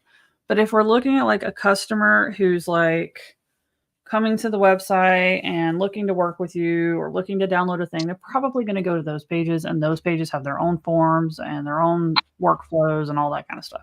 Contact is where they go when they don't know where else to go. When you haven't given them another place and they can't find their way around, it's the fallback. Yeah. So we have a pretty simple contact page, not a whole lot going on, pretty easy. So let's go poof it. All right. So what we're going to do is I'm just going to start by cloning our legal and disclaimers page, because it's got a lot of the stuff in there that we want already. Headers, footers, hero sections. That gives us a starting point. So we're not starting with a blank page again, which is great. So we're going to go into settings. We're going to rename this page to contacts. We're going to make sure we grab the URL from the existing page, which is let's chat. So update.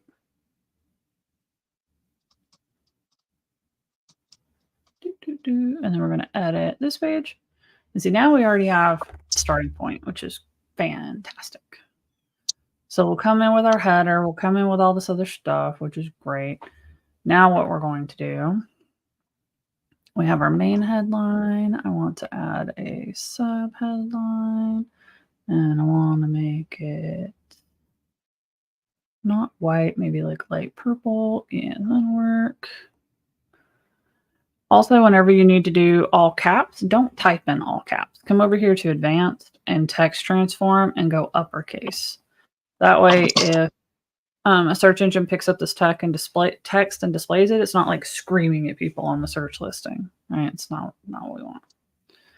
Bump this up above. Let's chat. We want it right aligned. And I'm not writing anything new. I'm bringing everything over from the old site. So, and then I need paragraph. Remember, we're not using paragraph. We're using bullets, because otherwise we'll have problems later. Just is how it works for no reason.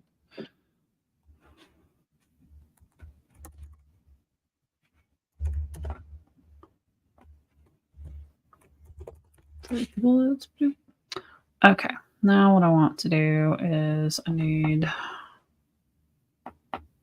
2-column row, because we're going to put a form in, and I'm going to move this stuff to this side.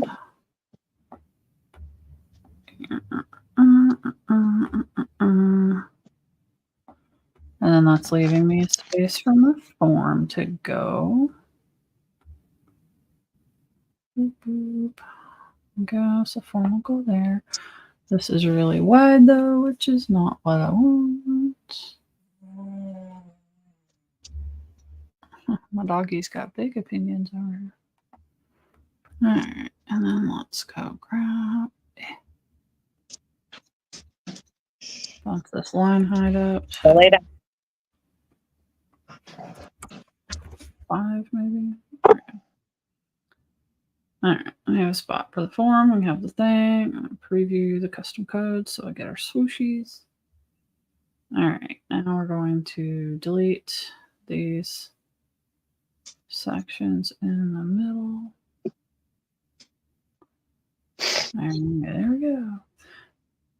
Now we have So when we're rebuilding things in HighLevel, we want to look at this little box here, right? We've got a header that's going across 2 columns. Then we have a column on the left and a column on the right. So that's kind of what we're trying to recreate in this next section. So we can look and see if we have a pre-built section that's kind of given us those vibes already.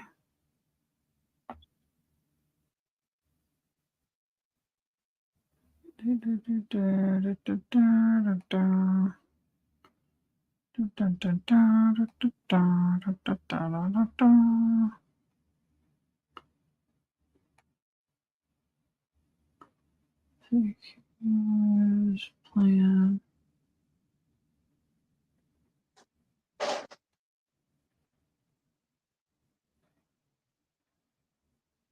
This is in the vibe, and it's light colored. The vibe. That's a vibe. That's a vibe. So like this one isn't exactly what we're looking for, but it's close, right? We have a title across the whole top. We have 2 columns with stuff in them. So we can make this work, and it kind of gives us a starting point. So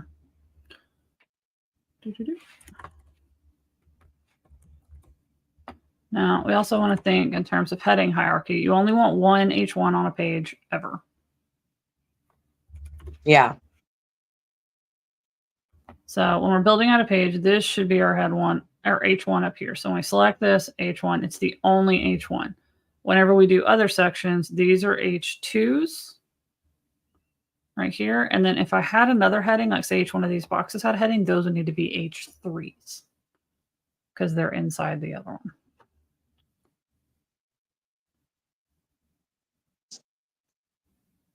How? One column, first column.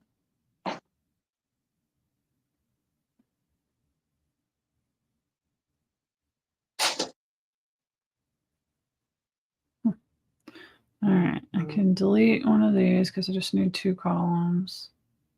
Delete that. Delete that. All right, I'm going to do this. I want a little divider line.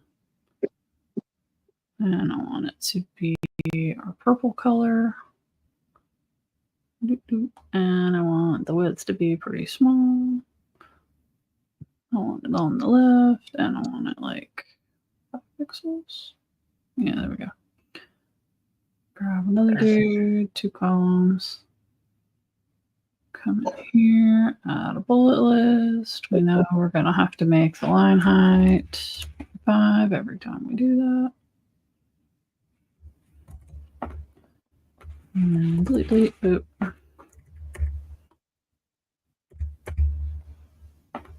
We have a lot of spacing. What's happening? All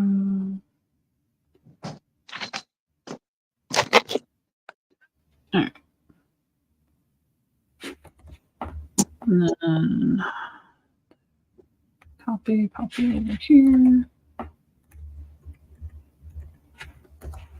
Clarity, received personalized support.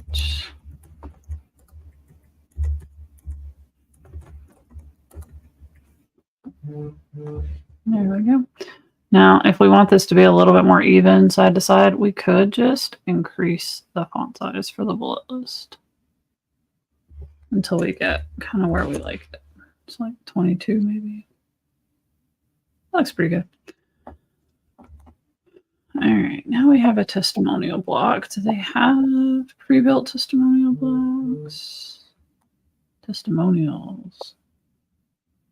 Sort of, kind of.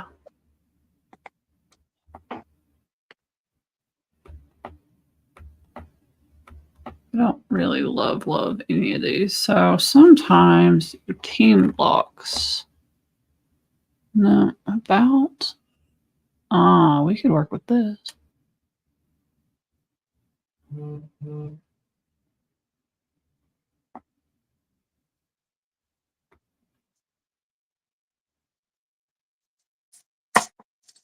Probably don't dark or do I want light? I think I want light. And yeah, all right, here we go. Bring this one in. So this is an about block, but we're going to actually use it for a testimonial. So Let me go find Katina. No, she's in here. In there somewhere. Yeah, as I say, there is no way you have not used her in that pink blazer in an email or something somewhere. She got pink boots too. Does she really? Yeah, they're great. So we're going to do the same thing. We can have multiple H1s. This is a section heading, so it's an H2. Actually, I really probably don't want that to be a heading at all, actually. So I undid this up here. That makes no sense.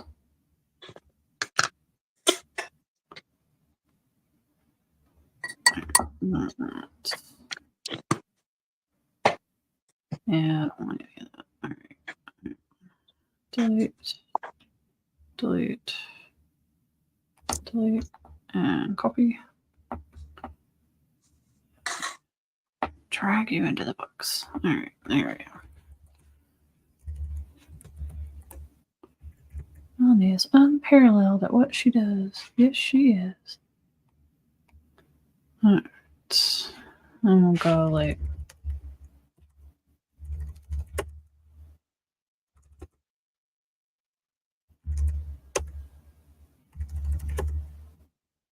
There we go. I like it. Maybe pull the line height and just scooch to general. I want to go semi-bold and want to use intriguing color.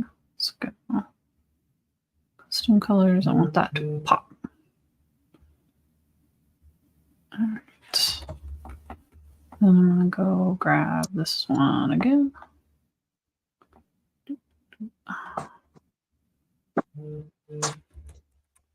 Paste in. And then icon quote. Yeah. Where'd it go?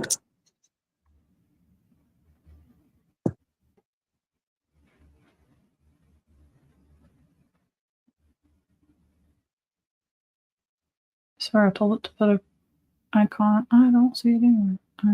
All right. That's what it is. I gotta finish those transition videos. Thank you for reminding me.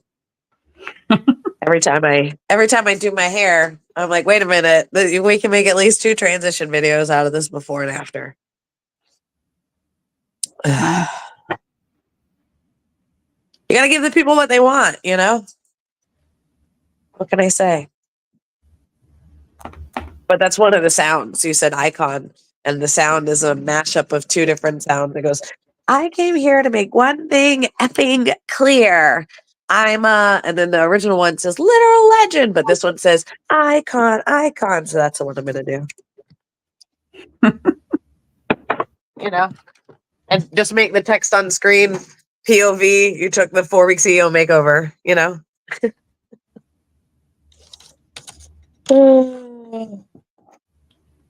You always make that stuff look so easy, and then I have to remind myself you've been at it for a minute. It didn't start that. I've been at it since 2020. Yeah. So if everybody's like, I want to be like Melanie, if you're trying to set that as your goal and you're just getting started, that's a bad idea. No, if you want to set that as your goal, go to my page on TikTok and scroll all the way down to the bottom. And scroll down to my first videos from that account, and you will see that you do not start as a professional. You do not start as an expert. Nobody does. You start and you grow. Yeah. I had that conversation with a client the other day. I said, you know what? The people that are most successful in this life, no matter what, are the ones that just get good at growth. Yeah. You know, just get good at growth, and then you could never be unsuccessful. Ever.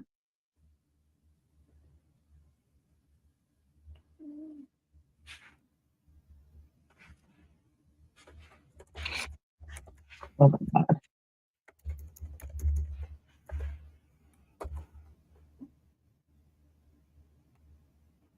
There we I was just talking in my group on Instagram, in my group chat. I was just talking about how I haven't been sick in 2 years. And I got a cold. It's all right. Yeah, I was starting to wonder if I was getting something last week. It's driving me crazy. Well, I forget how congestion moves through my body in a particular way, where I don't have anything nasal for a while and I just have a sore throat, and then all of a sudden I wake up and I can't breathe through my nose. And that's just frustrating.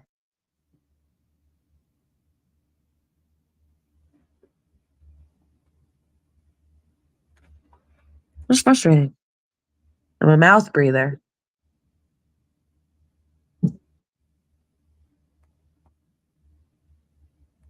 And I don't want to be. What's your timer say right now? Almost 2 hours already. Wow. Right? Are you as far as you thought you'd be? No, Are you farther or less far? less far. Well, at least you trend in the same direction. Where's Victoria? Right? Like, it's going to take 4 times as long.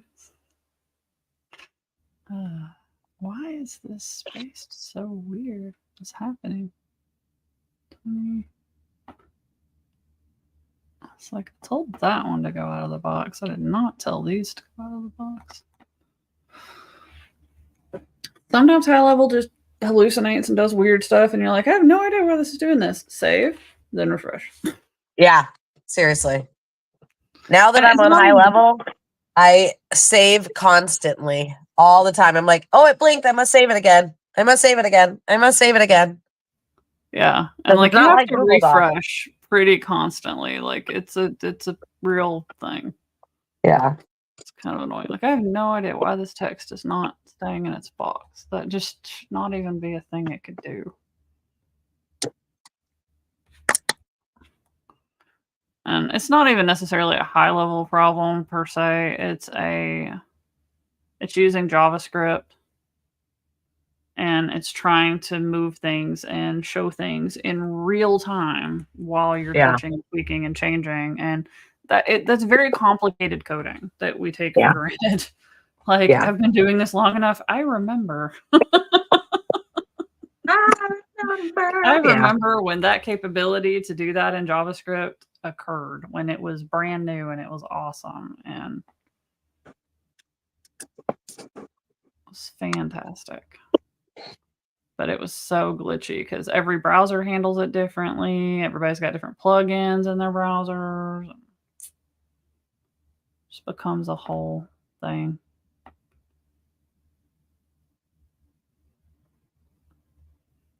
Which is why I can't get this to behave.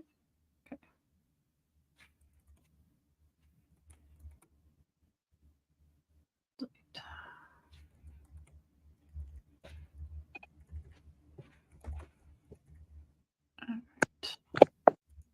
36. Purple color. Font weight bold, semi-bold.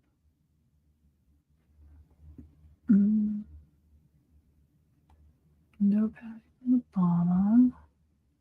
Up. There we go. Now we're doing what I want to do.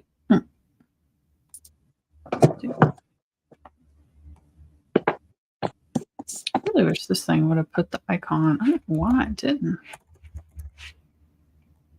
You know what I was thinking? I was thinking we can build in more of the story about how you had the realization, you know, if you want to be a doctor, there's a roadmap for that. So we made a roadmap for entrepreneurs because I really like that. And it really brings around the idea, the thought process of what we're doing here. So pulling in the story of 10, whatchamacallit clients. Why can't it's not testimony, case study. 10, you know, if you're a service-based business owner and you want your first or your, you know, whatever it is, 10 case study level clients, here's the roadmap. Yeah. Because then we make sure that we're addressing the kind of business owners that we serve. Yeah, that one's really been hitting when I talked about it like that. Everybody's like, oh, yeah, why haven't we had that? It's like, Makes sense. collectively, Well, it also why have shows we that not we figured that out? settle. You know, it shows that we settle in business and that we rush and that we're like, okay, well, it just has to work and da da da da da. And it's like, no. You don't want your doctor acting like that. You know, like, why would we want to act like that?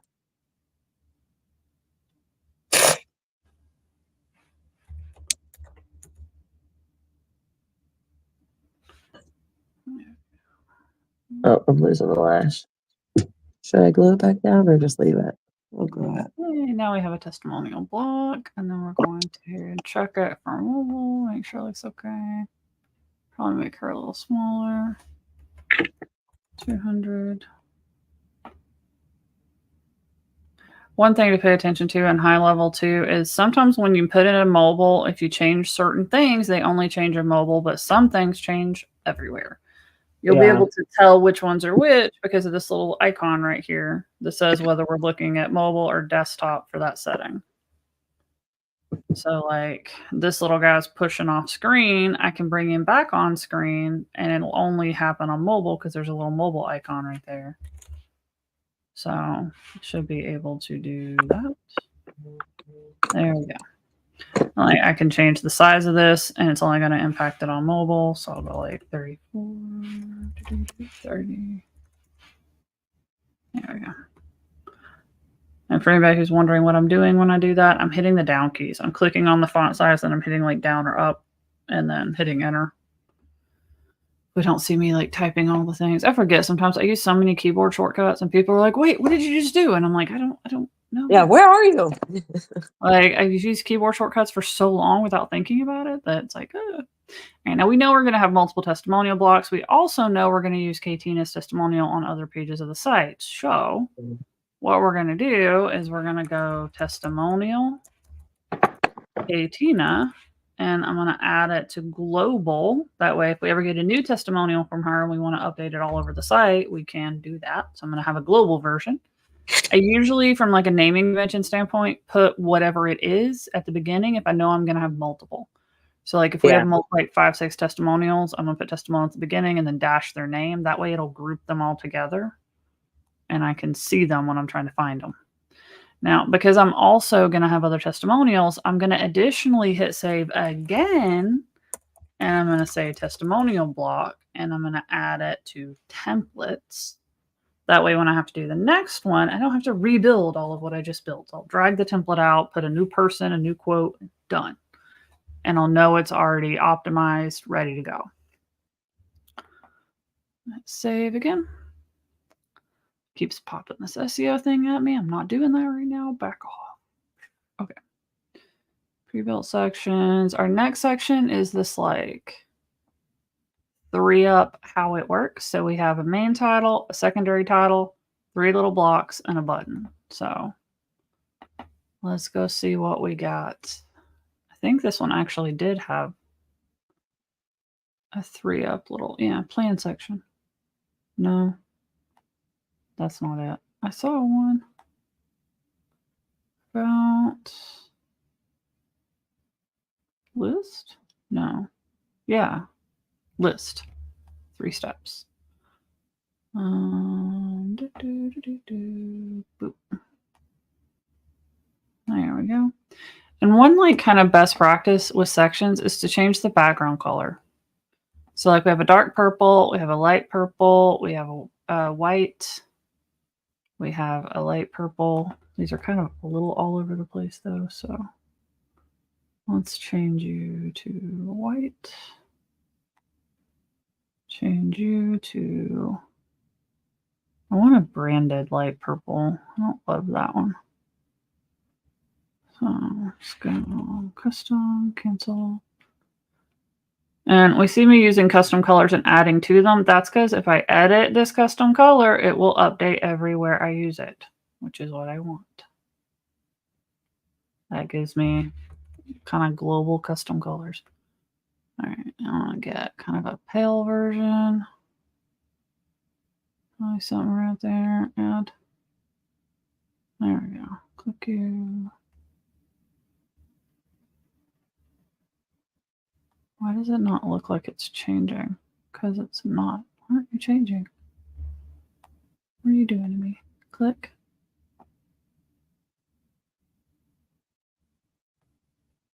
It is so not changing the color. Why is it not changing the color?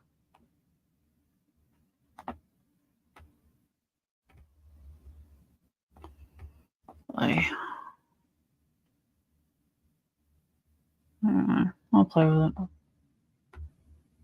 See, like this is not white, whatever this color is.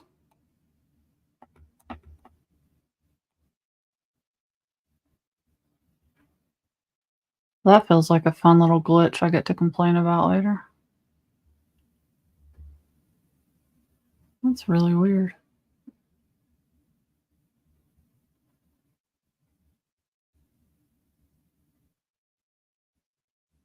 It's like it's just not changing the colors. I wonder if that's like a glitch in the pre-built sections. I really haven't used them much.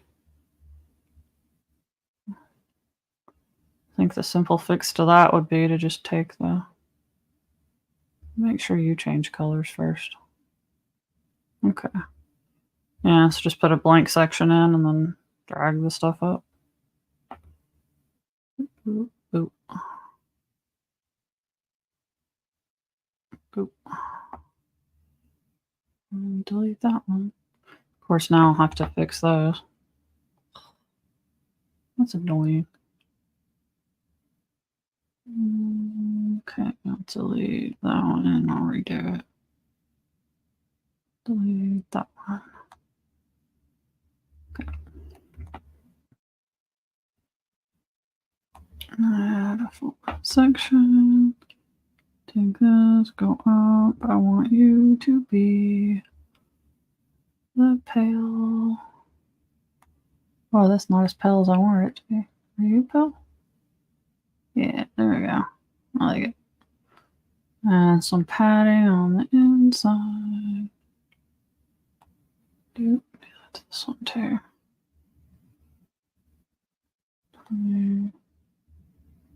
20. Delete. Alright, let's resave this one again.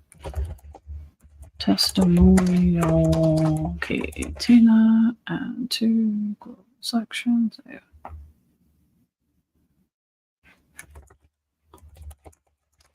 Testimonial block and 2 template. Save. Alright, now let's grab our bullet section and go ahead and add 20 on both sides.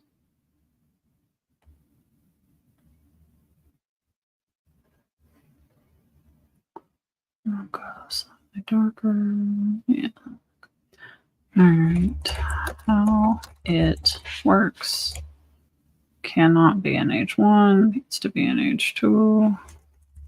No idea why H1s are massive and H2s are tiny. No sense.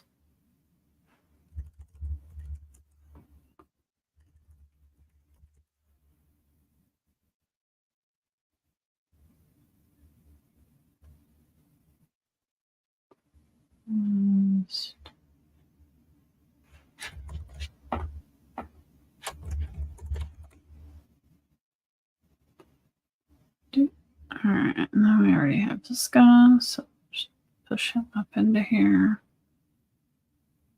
These are images, we're not doing... Yeah, not doing images. Delete, delete, delete. Alright. Fill out the form. Take the next steps.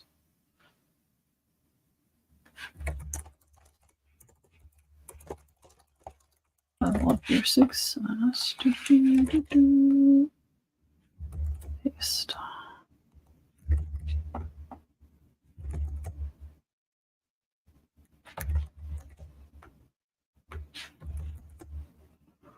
Alright, let's delete the rest of this. I already have a button that I like, so let's just grab it. Wiggle, wiggle, wiggle, wiggle. Get in the middle and wiggle down. There you go. Alright, I'll put it right there for a second because I need a row. There we go. Now you can go right here. And you are massive. Why are you massive? Come here. Fill with fluid. Okay.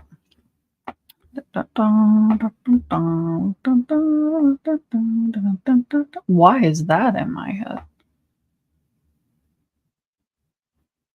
My brain DJ's got a weird sense of humor. Oh, no, he vanished.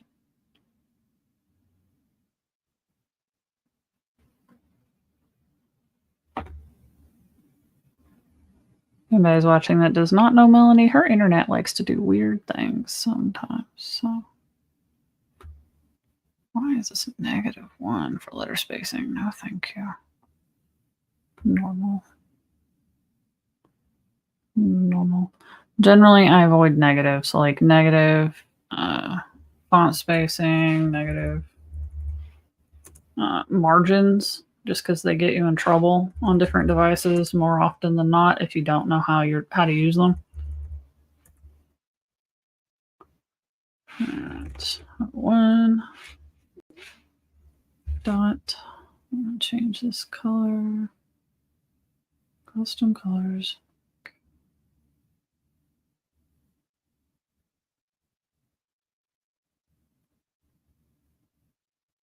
This is being so weird on colors. It's like, it's purple. I say purple, it says purple. There we go. Holy, annoying. Letter spacing, actually, space. No, that looks weird. Normal.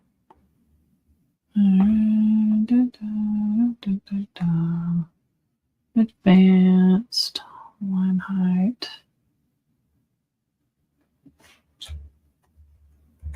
10. No. Why did I type 10? 1. What kind of space? All right.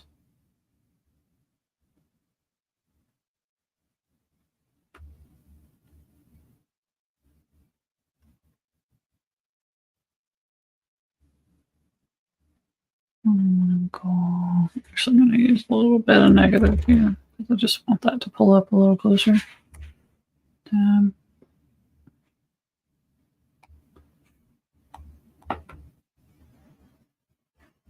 Duplicate. Row 2. Duplicate. Row 3.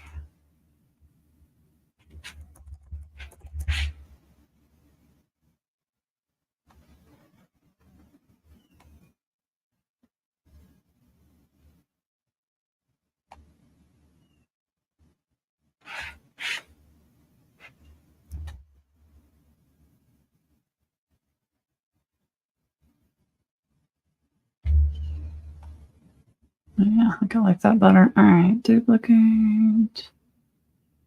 Duplicate. Oop.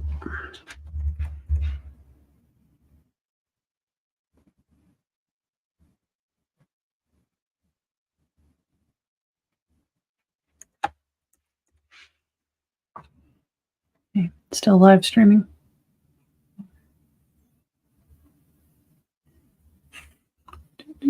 I was about to start claiming. Do I need to turn keep quiet?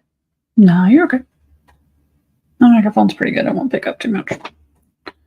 And I'm about to be done. We had a 2 hour. We're at like 2 hours and 8 minutes. I'm going to finish this page and then I'll probably wrap and have to do like an encore because I didn't make it as far as I thought I would.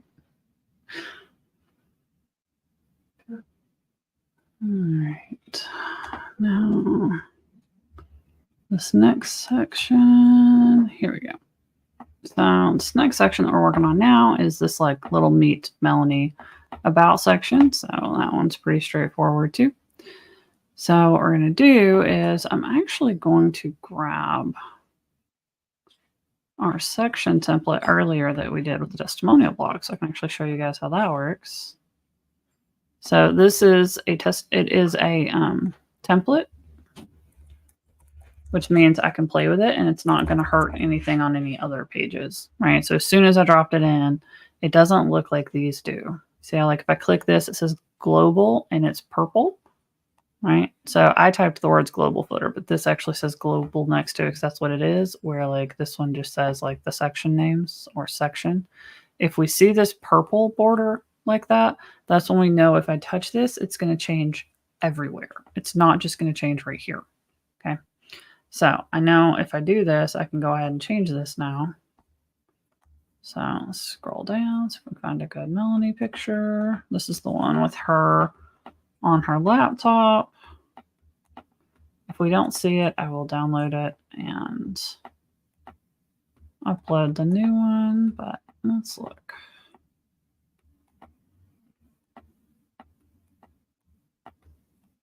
Yeah, not seeing it.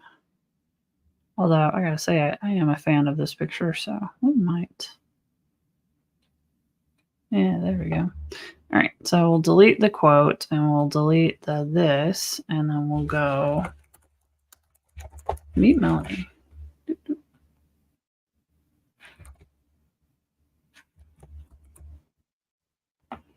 And grab our button, bring it down here, go to and say, is it advanced or is it general?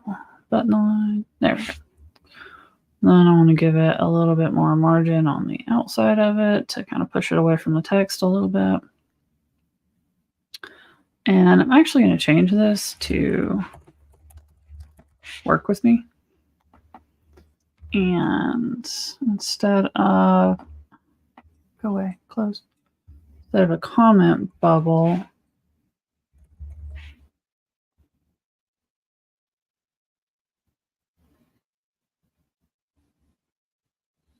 I'm going to do that one.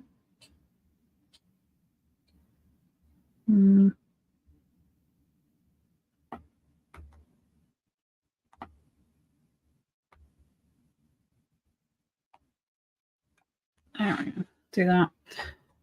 We know that we're going to make this URL the same as her other work with me page. So if I go grab the URL to that, we can go ahead and set this button up to go to website URL, work with me. Then this let's chat.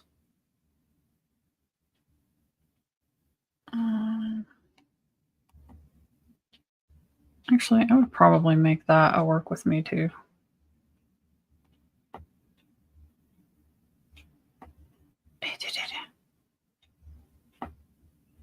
Can't grab it. There we go.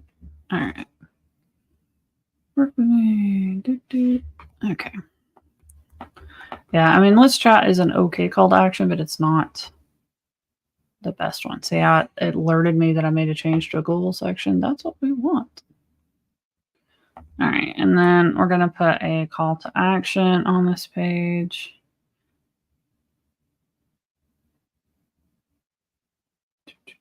All right, let's go see what we got. Let's go add a full width section again with 20 on each side. And then I'm going to look in our pre-built sections, call to action.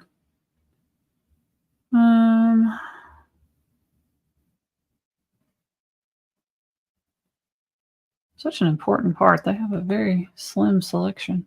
All right, here we go. All right, and then I'm going to push this down into that new section because of that glitch we found. And then I'm going to make this white. And want to bump padding up a little bit more. 60. Okay. We're going to take this guy. We're going to go advanced. We're going to go set your border to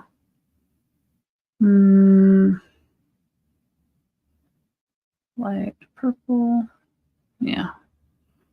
Border width. I'm going to go a little thicker because then I'm going to come over here and I'm going to go background color. I'm actually going to go dark purple. Yeah. This will look a little bit better in a second.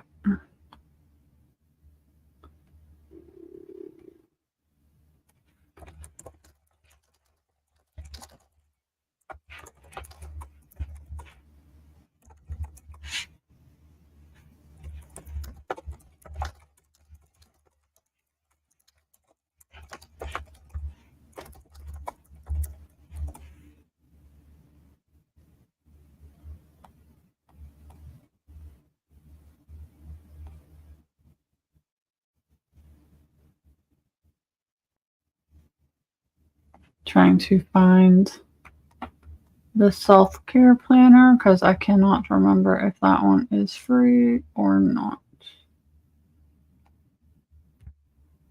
I don't think it is though. So I don't know, maybe it is. I don't know. I'll have to clarify that with Melanie later. We'll assume it is because that sounds better for copy right now. See, I don't. Ever since they changed it and added these brand colors, coloring things has gotten weird. I click it 3 times when it's selected and then it works. Your guess is as good as mine. And then this is actually a paragraph, which is not going to do what I need. I'm going to go grab my white one from up here. Oh, come here. There we go. I get bullet lists because there's a bullet list in here. Paragraphs don't work if you have bullets in them. So you use the bullet list though. You get paragraphs and bullets when you use. Makes no sense. I don't know why, but it's paragraphs and bullets are 2 separate things. I couldn't tell you the answer to that, but there we go. It is what it is. Where is my thing? All right, I am going to want to put a picture next to this. I'm going to clone the column so I get 2 columns. I should have done that before I filled it up with stuff, but it's all good. Add element, image. Clicked it twice for no reason. Save image as. All right, we're going to come over here. I'm going to make a new folder for offers. I'm going to go in there. I'm going to make a new folder for self-care planner. Save that. Go in there. And then I'm going to upload this one.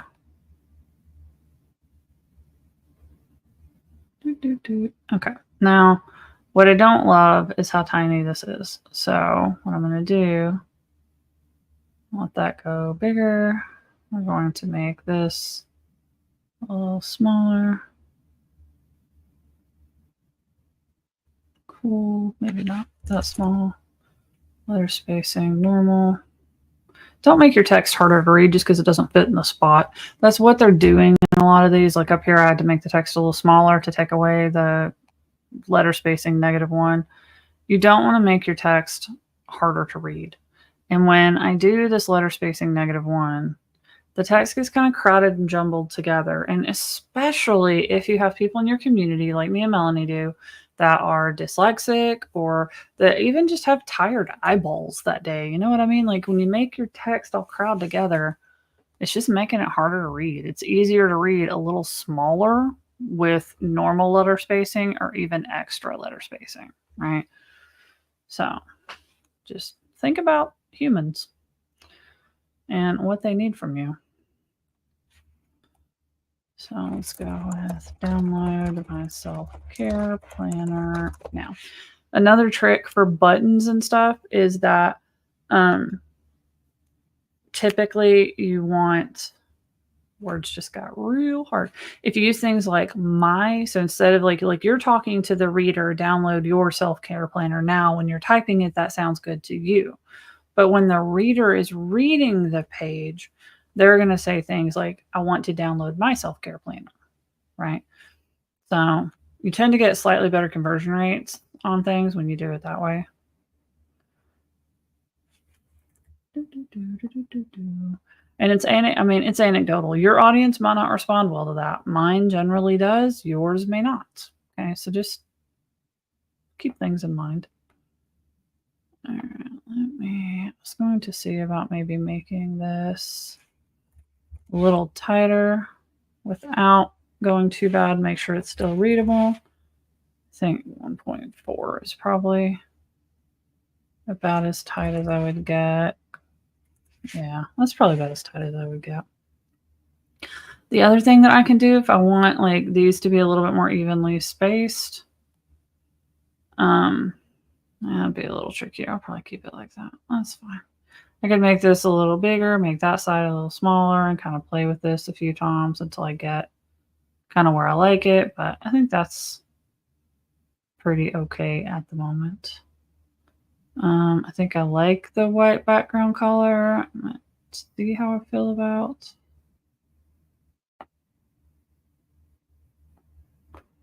I don't know, kind of like that. I think I'm also going to switch this to her other picture, her other background picture.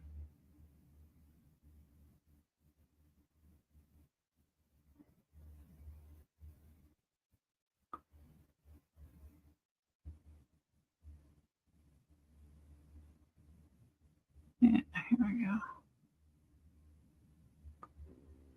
Image opacity, half fade.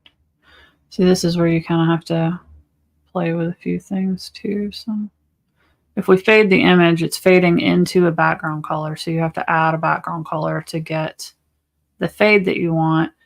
And this is real tricky when you're building out websites like this and you're looking at the background picture. You have a tendency to want to make the background image really easy to see because that's what you're looking at. But what we want is for the words to be really easy to see. That is a lot more important. We can go full center. See, this is the full center parallax. Yeah, the image kind of stays put, but there's a little bit of continuity between the top of the page and the bottom of the page. Okay. All right, so that is the meat of the content and the structure, and you've kind of seen me go do that. What I want to do now is I want to show you how to put in like a really simple form, which Melanie just texted me. Let me make sure. I don't know if she's coming back. Kicked off. Okay. Okay. She's got another meeting she had to go to. All right. I'm going to increase a little spacing here. Actually, I might increase that a little bit more. Yeah, I like that a little better. All right, the other thing I'm going to go ahead and do is I'm going to save this hero right here. But I'm going to actually go ahead and pull a button down into this. I don't need a button on this page. But on other pages, I'll have two columns with a button and like a picture of like an offer or something on those lines, and they'll click the button and that'll open a pop-up where they can submit the form. In this case, because it's a contact page and I want to make it as accessible as possible, I'm going to put the contact right here so I don't need a button. But because I have all this set up and I don't have a form on here yet, I'm going to go ahead and put the button here. Because what I can do is go ahead and save this as a template for other pages before I go making a bunch of changes, right? Which will make my life a lot easier. So we have like another pretty standard hero setup. So I'm going to set this up and I'm going to be like hero.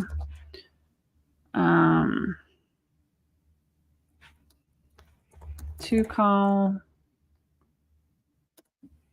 plus button, right? Add to template, save. So now I'll have me a template that I can use on other pages that has this layout kind of all ready to go. And then I'm going to save this again. All right. Now I need the form. So what I'm going to do is I'm going to go back and then I'm going to go form builder. Let's see if we already have a general contact form.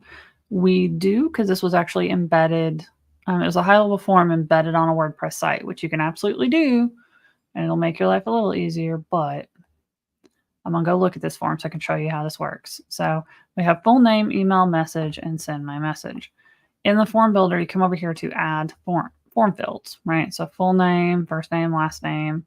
Because this is a contact page and I actually want to kind of discourage people from spamming on it, I'm actually going to add more fields and I'm going to make them all required. Okay. So first name, last name.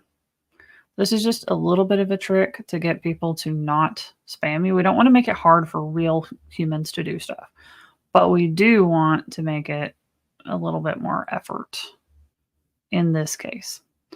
So it's not a lot, but just splitting up the full name into first name, last name kind of makes it a little bit better.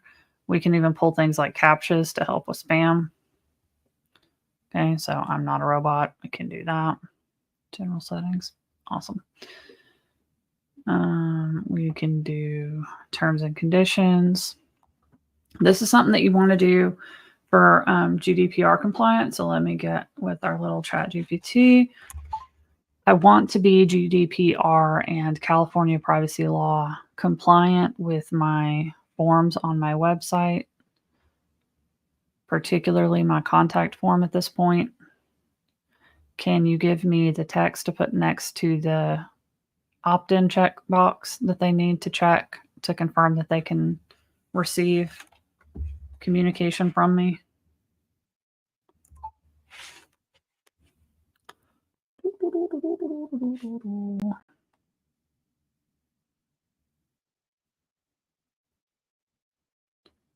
Okay.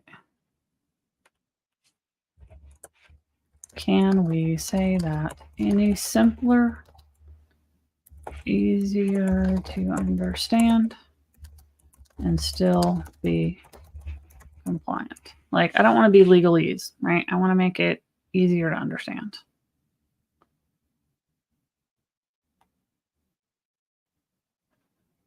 There we go. See, that's a lot less scary. Because we want to be compliant, but we don't want to necessarily like make people be like, I should never fill out this form or bad things will happen.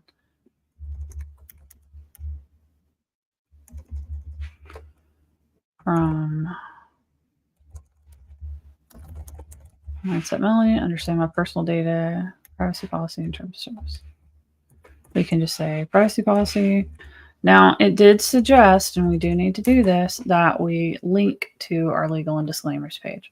This is something that is going to help you when you're trying to get approved for like sending text messages and stuff too, is you have to be able to show when you're doing your A2P compliance that you did receive permission to communicate with somebody. And then I like to put on the bottom side of a form text. Oh, no, let me put it under the button. Okay, that's fine. Actually, I'll just put it on the page under the button because it's not letting me put it in the form. Okay. So we have our CAPTCHA, we have our like agrees. You cannot have this checked by default either. It can be required, but you cannot check it by default. Text.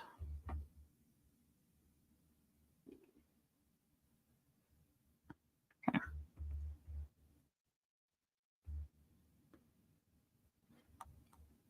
That's it. Okay, now that we've got that, so we have our form. Cool beans, ready to go. Let's go back over here to our website. And let's go to our contact page.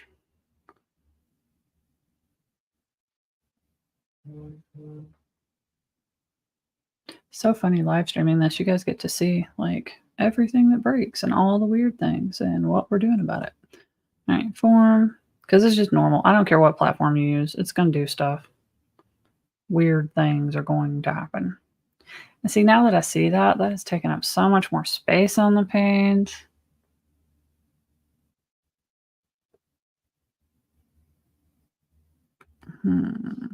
Do I like it that way? Kind of don't. That's a lot of... I wonder if I like space this out. I don't know. That kind of works. Yeah, we're not shooting for perfection. But what I may do, left.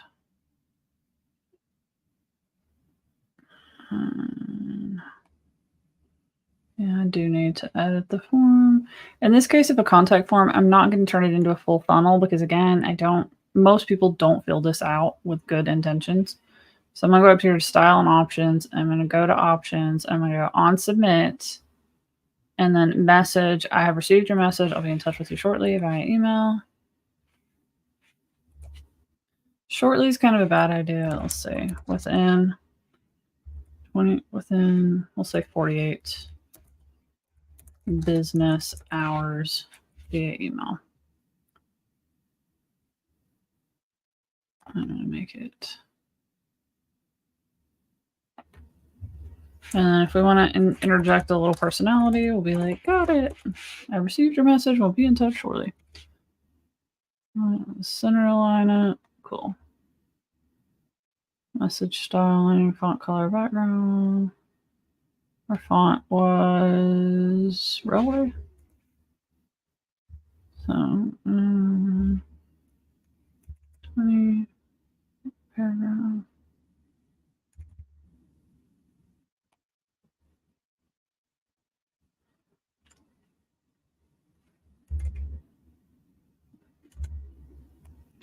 All right, save.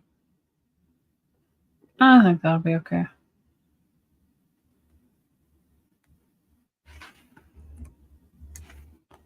I can get rid of the label. Well, save up a little bit of space. All right, save.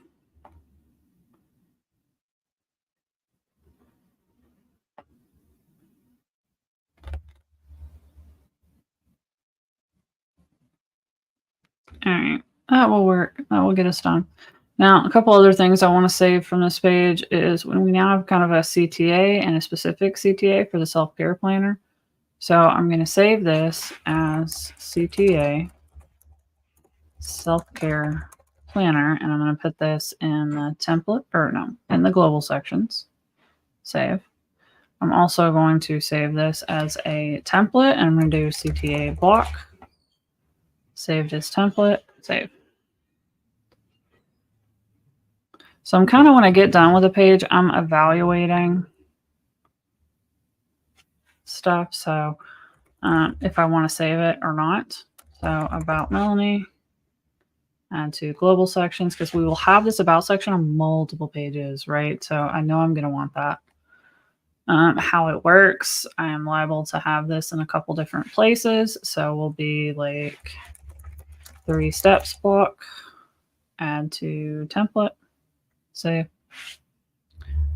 These are generally going to be specific to the page that they're on. So I'm not going to bother saving this one as a global because it will change on different pages, right? The steps to do things like fill out the form, send me your questions, take the next steps from what I tell you, and then like level up. So I'm not going to worry about that. This one, I might do like a template. So heading plus 2 column, because like I don't really care if there's bullets or not in there, but I do care that there's a heading and there's 2 columns, and then I can change what's in those 2 columns. So we'll go template and we'll save that. And I'm not worried about this top part of the page being this long, and I know a lot of people probably would be, but again, this is not a primary page on the site. It is a secondary page. It's not one that is getting a lot of traffic most of the time. It's not one that I'm too concerned about. But I don't want to just like fail to optimize it or anything either, you know? So doing this, I know they'll scroll down. If they need more stuff, it will be okay. But most of what they need to do is right here at the top of the page. So I am okay with that. All right, now the next thing I want to show you, because I know we're like over time and we're already like 34 minutes over, so we need to come to a stopping point. We're not going to get the whole site migrated over today as much as I would have loved to. But what I want to show you, so we've taken a site in WordPress, we've brought stuff over, we've brought blocks, we've made global sections, we've made templates, we've started to build out our libraries, we've got global headers, we've got global footers. you've learned how to make a form. Now, HighLevel has all the other types of forms, right? So if we have booking forms for people to book a calendar, we have contact forms for people to do like this, where they're contacting or giving you their name and email in order to get a lead magnet. We also have product forms, and forms can even take payments. Like there's so many different ways. Like if you look over here, I can even take payment on a basic form, right? I don't even have to get a fancy form up. I can say like, I want these amounts and do stuff. Okay. So we can collect payment. We can sell specific products. We can suggest amounts to pay. We can just specifically say a particular amount.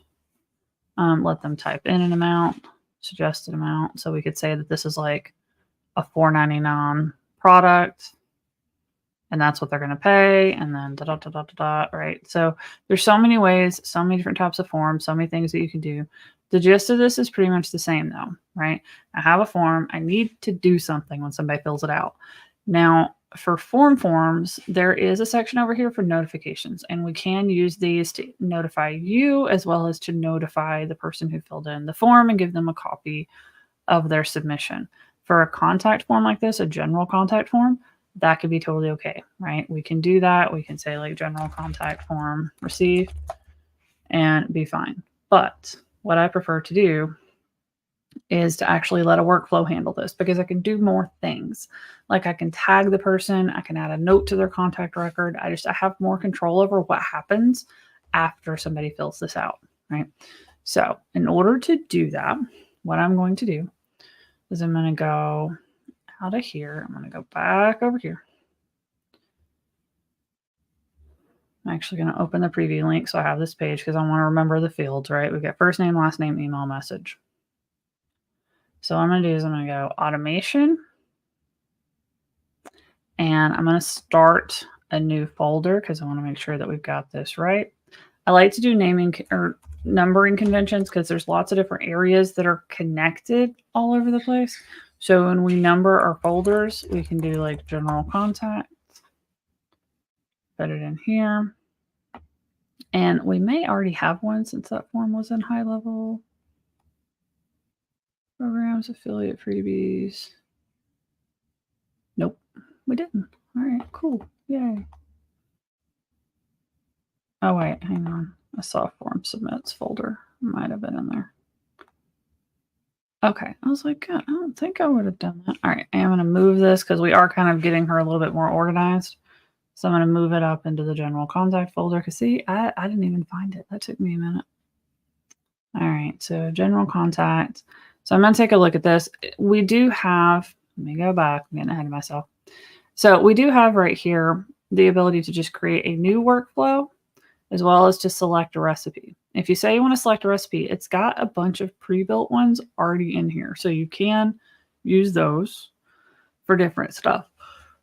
I'm going to go with from scratch. So if I was creating a new one, I would say from scratch. But since we already have one, I'm just going to go look at it. And I'm going to see if it does what I would recommend doing at this moment in time, because we built these. I mean, probably it was right when I first started using Go HighLevel, so it was a minute. There we go.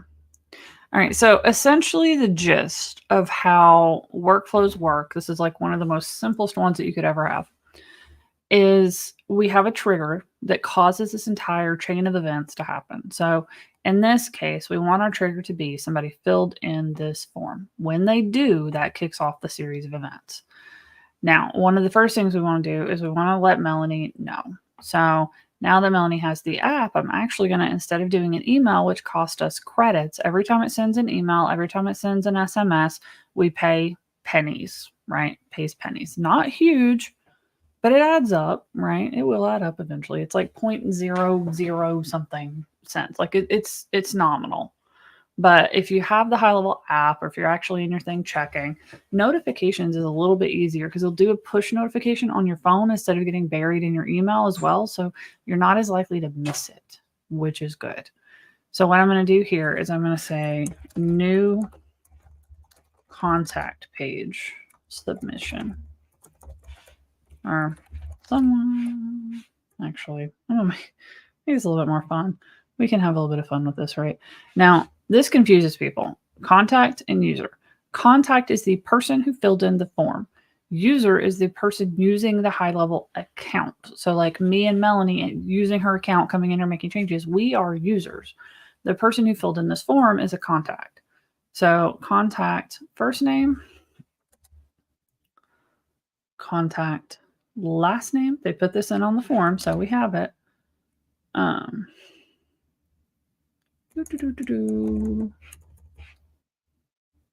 Filled in the form on the contact page, right?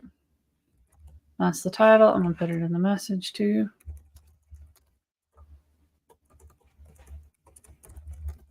Here's what they submitted. Doop, doop.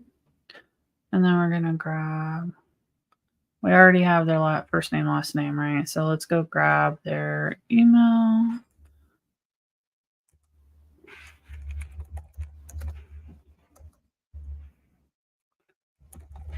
What am I looking at? Oh, one of the shirts that came in. All right, give me a second.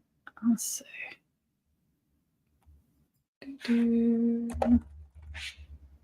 Message body. I think that's where that one lives. I may need to go look at that though. All right. Custom values. No. Yeah, I think that's it. Contact.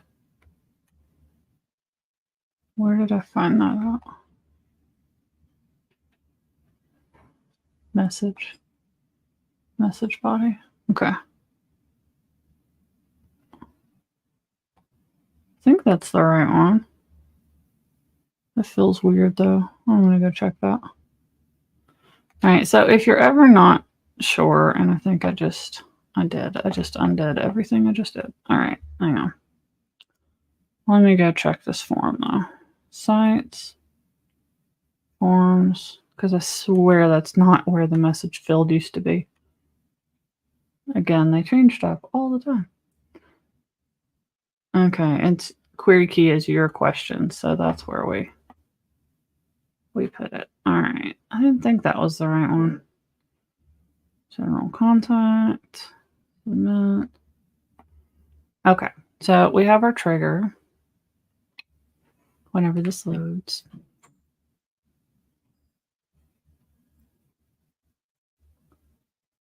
Eventually. There we go. All right.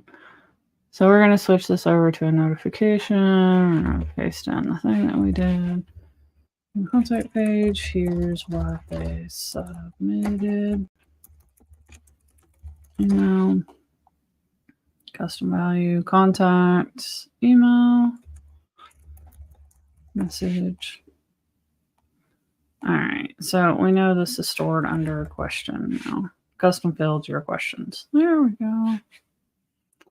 And then redirect page is when the notification pops up and they want to see what are they going to see. In this case, because it's a contact, it would be better to see the contact or maybe the conversation because they sent a message.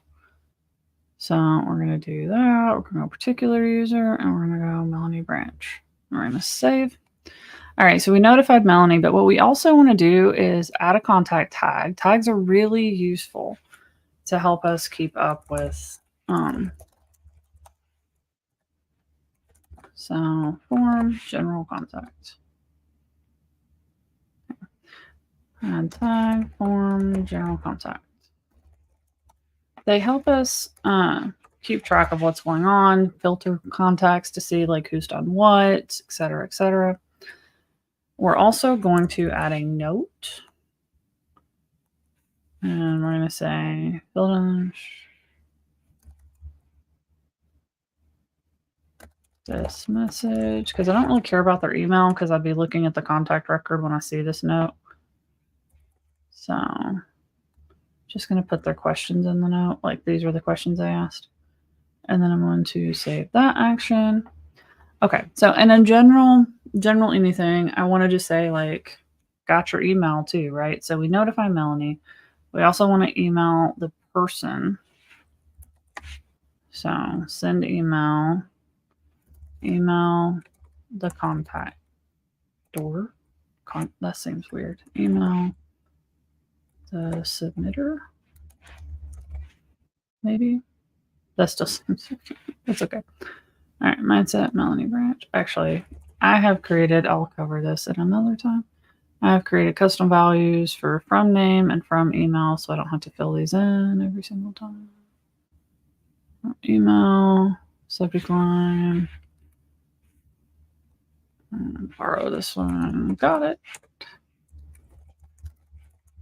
Respond to your emails. Yeah. Boop, boop, boop. Hey, contact first name. First name.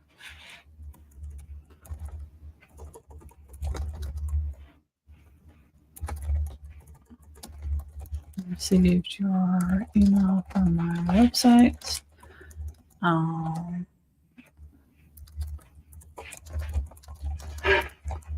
That's a response within 48.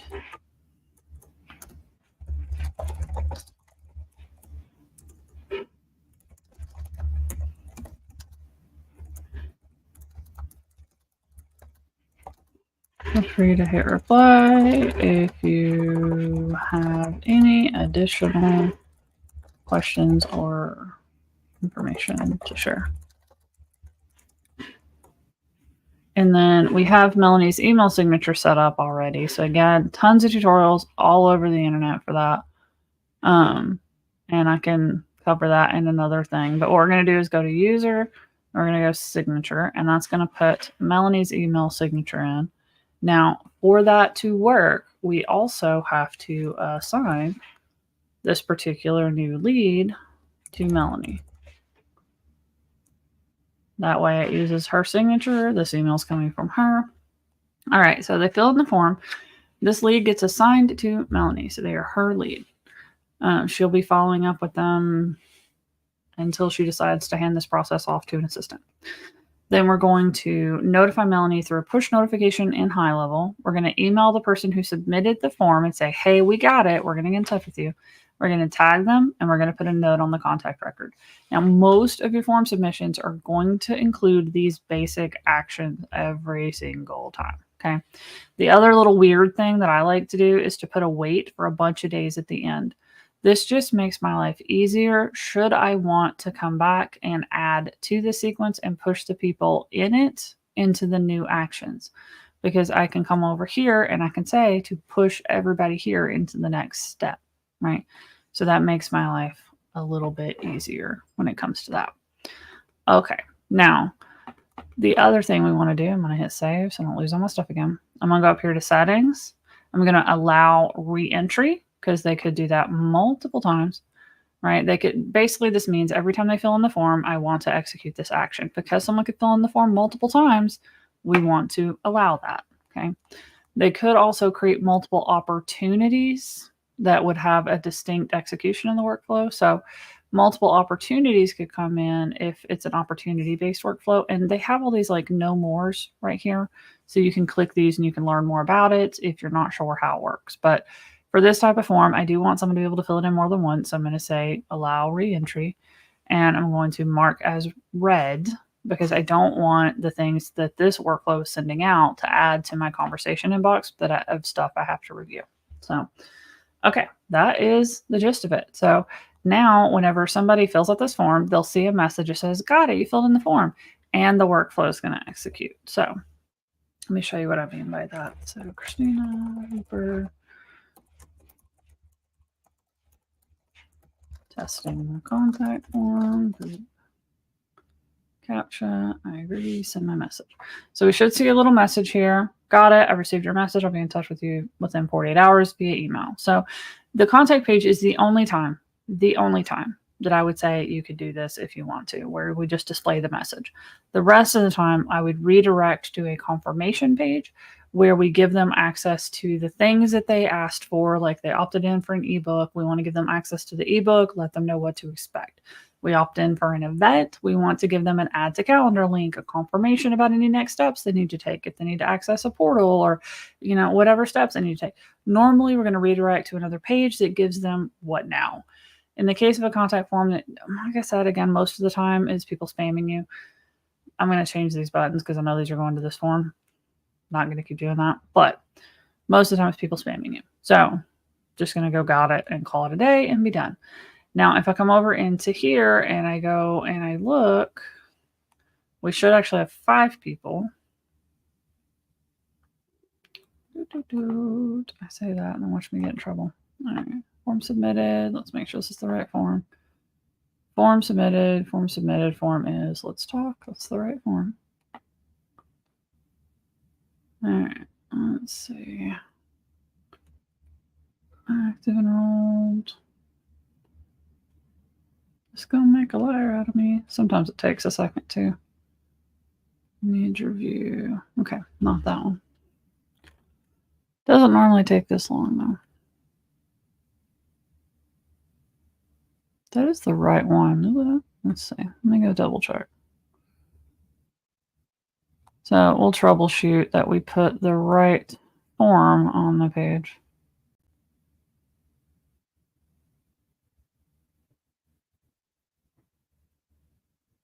No, I didn't see.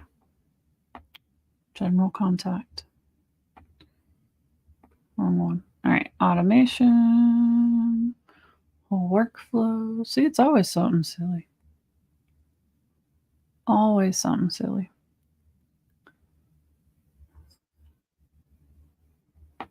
General contact, not let's talk. All right. Save trigger, save. All right, let's try that again. Oh, and we do have sticky contact to turn on. Testing contact form. So it auto-filled some of my information, which is cool. All right. Now what I want to say, let's go over to work class. Look, active enrolled 5. Yay, cool. Enrollment history. Let's go click on me.